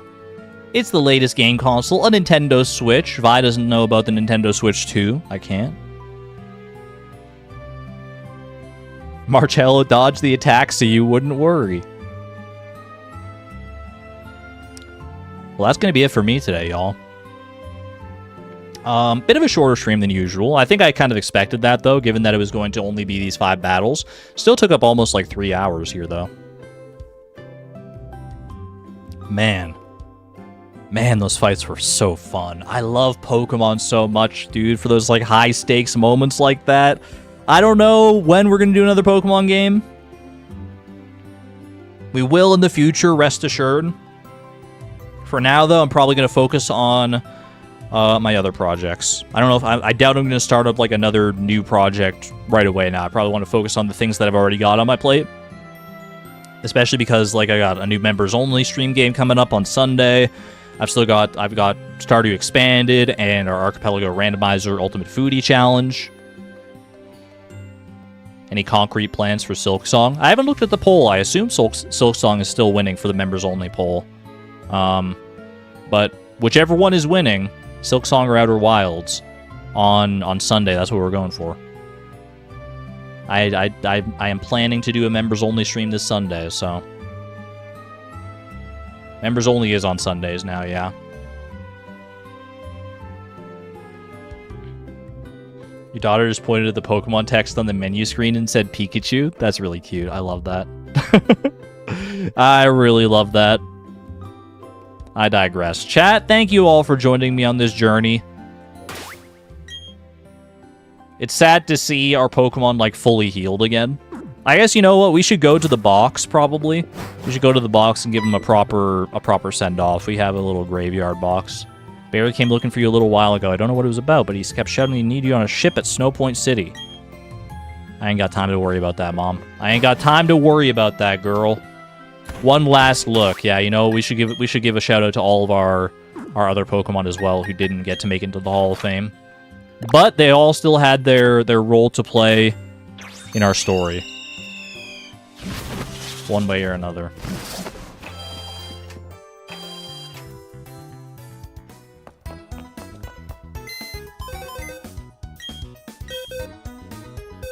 Didn't even need to go here. I'm realizing I could have just gone in the box, but whatever. I'm doing it old school for this last one. The graveyard. In goes Salmonberry, Dwarf Gadget, and Marcello.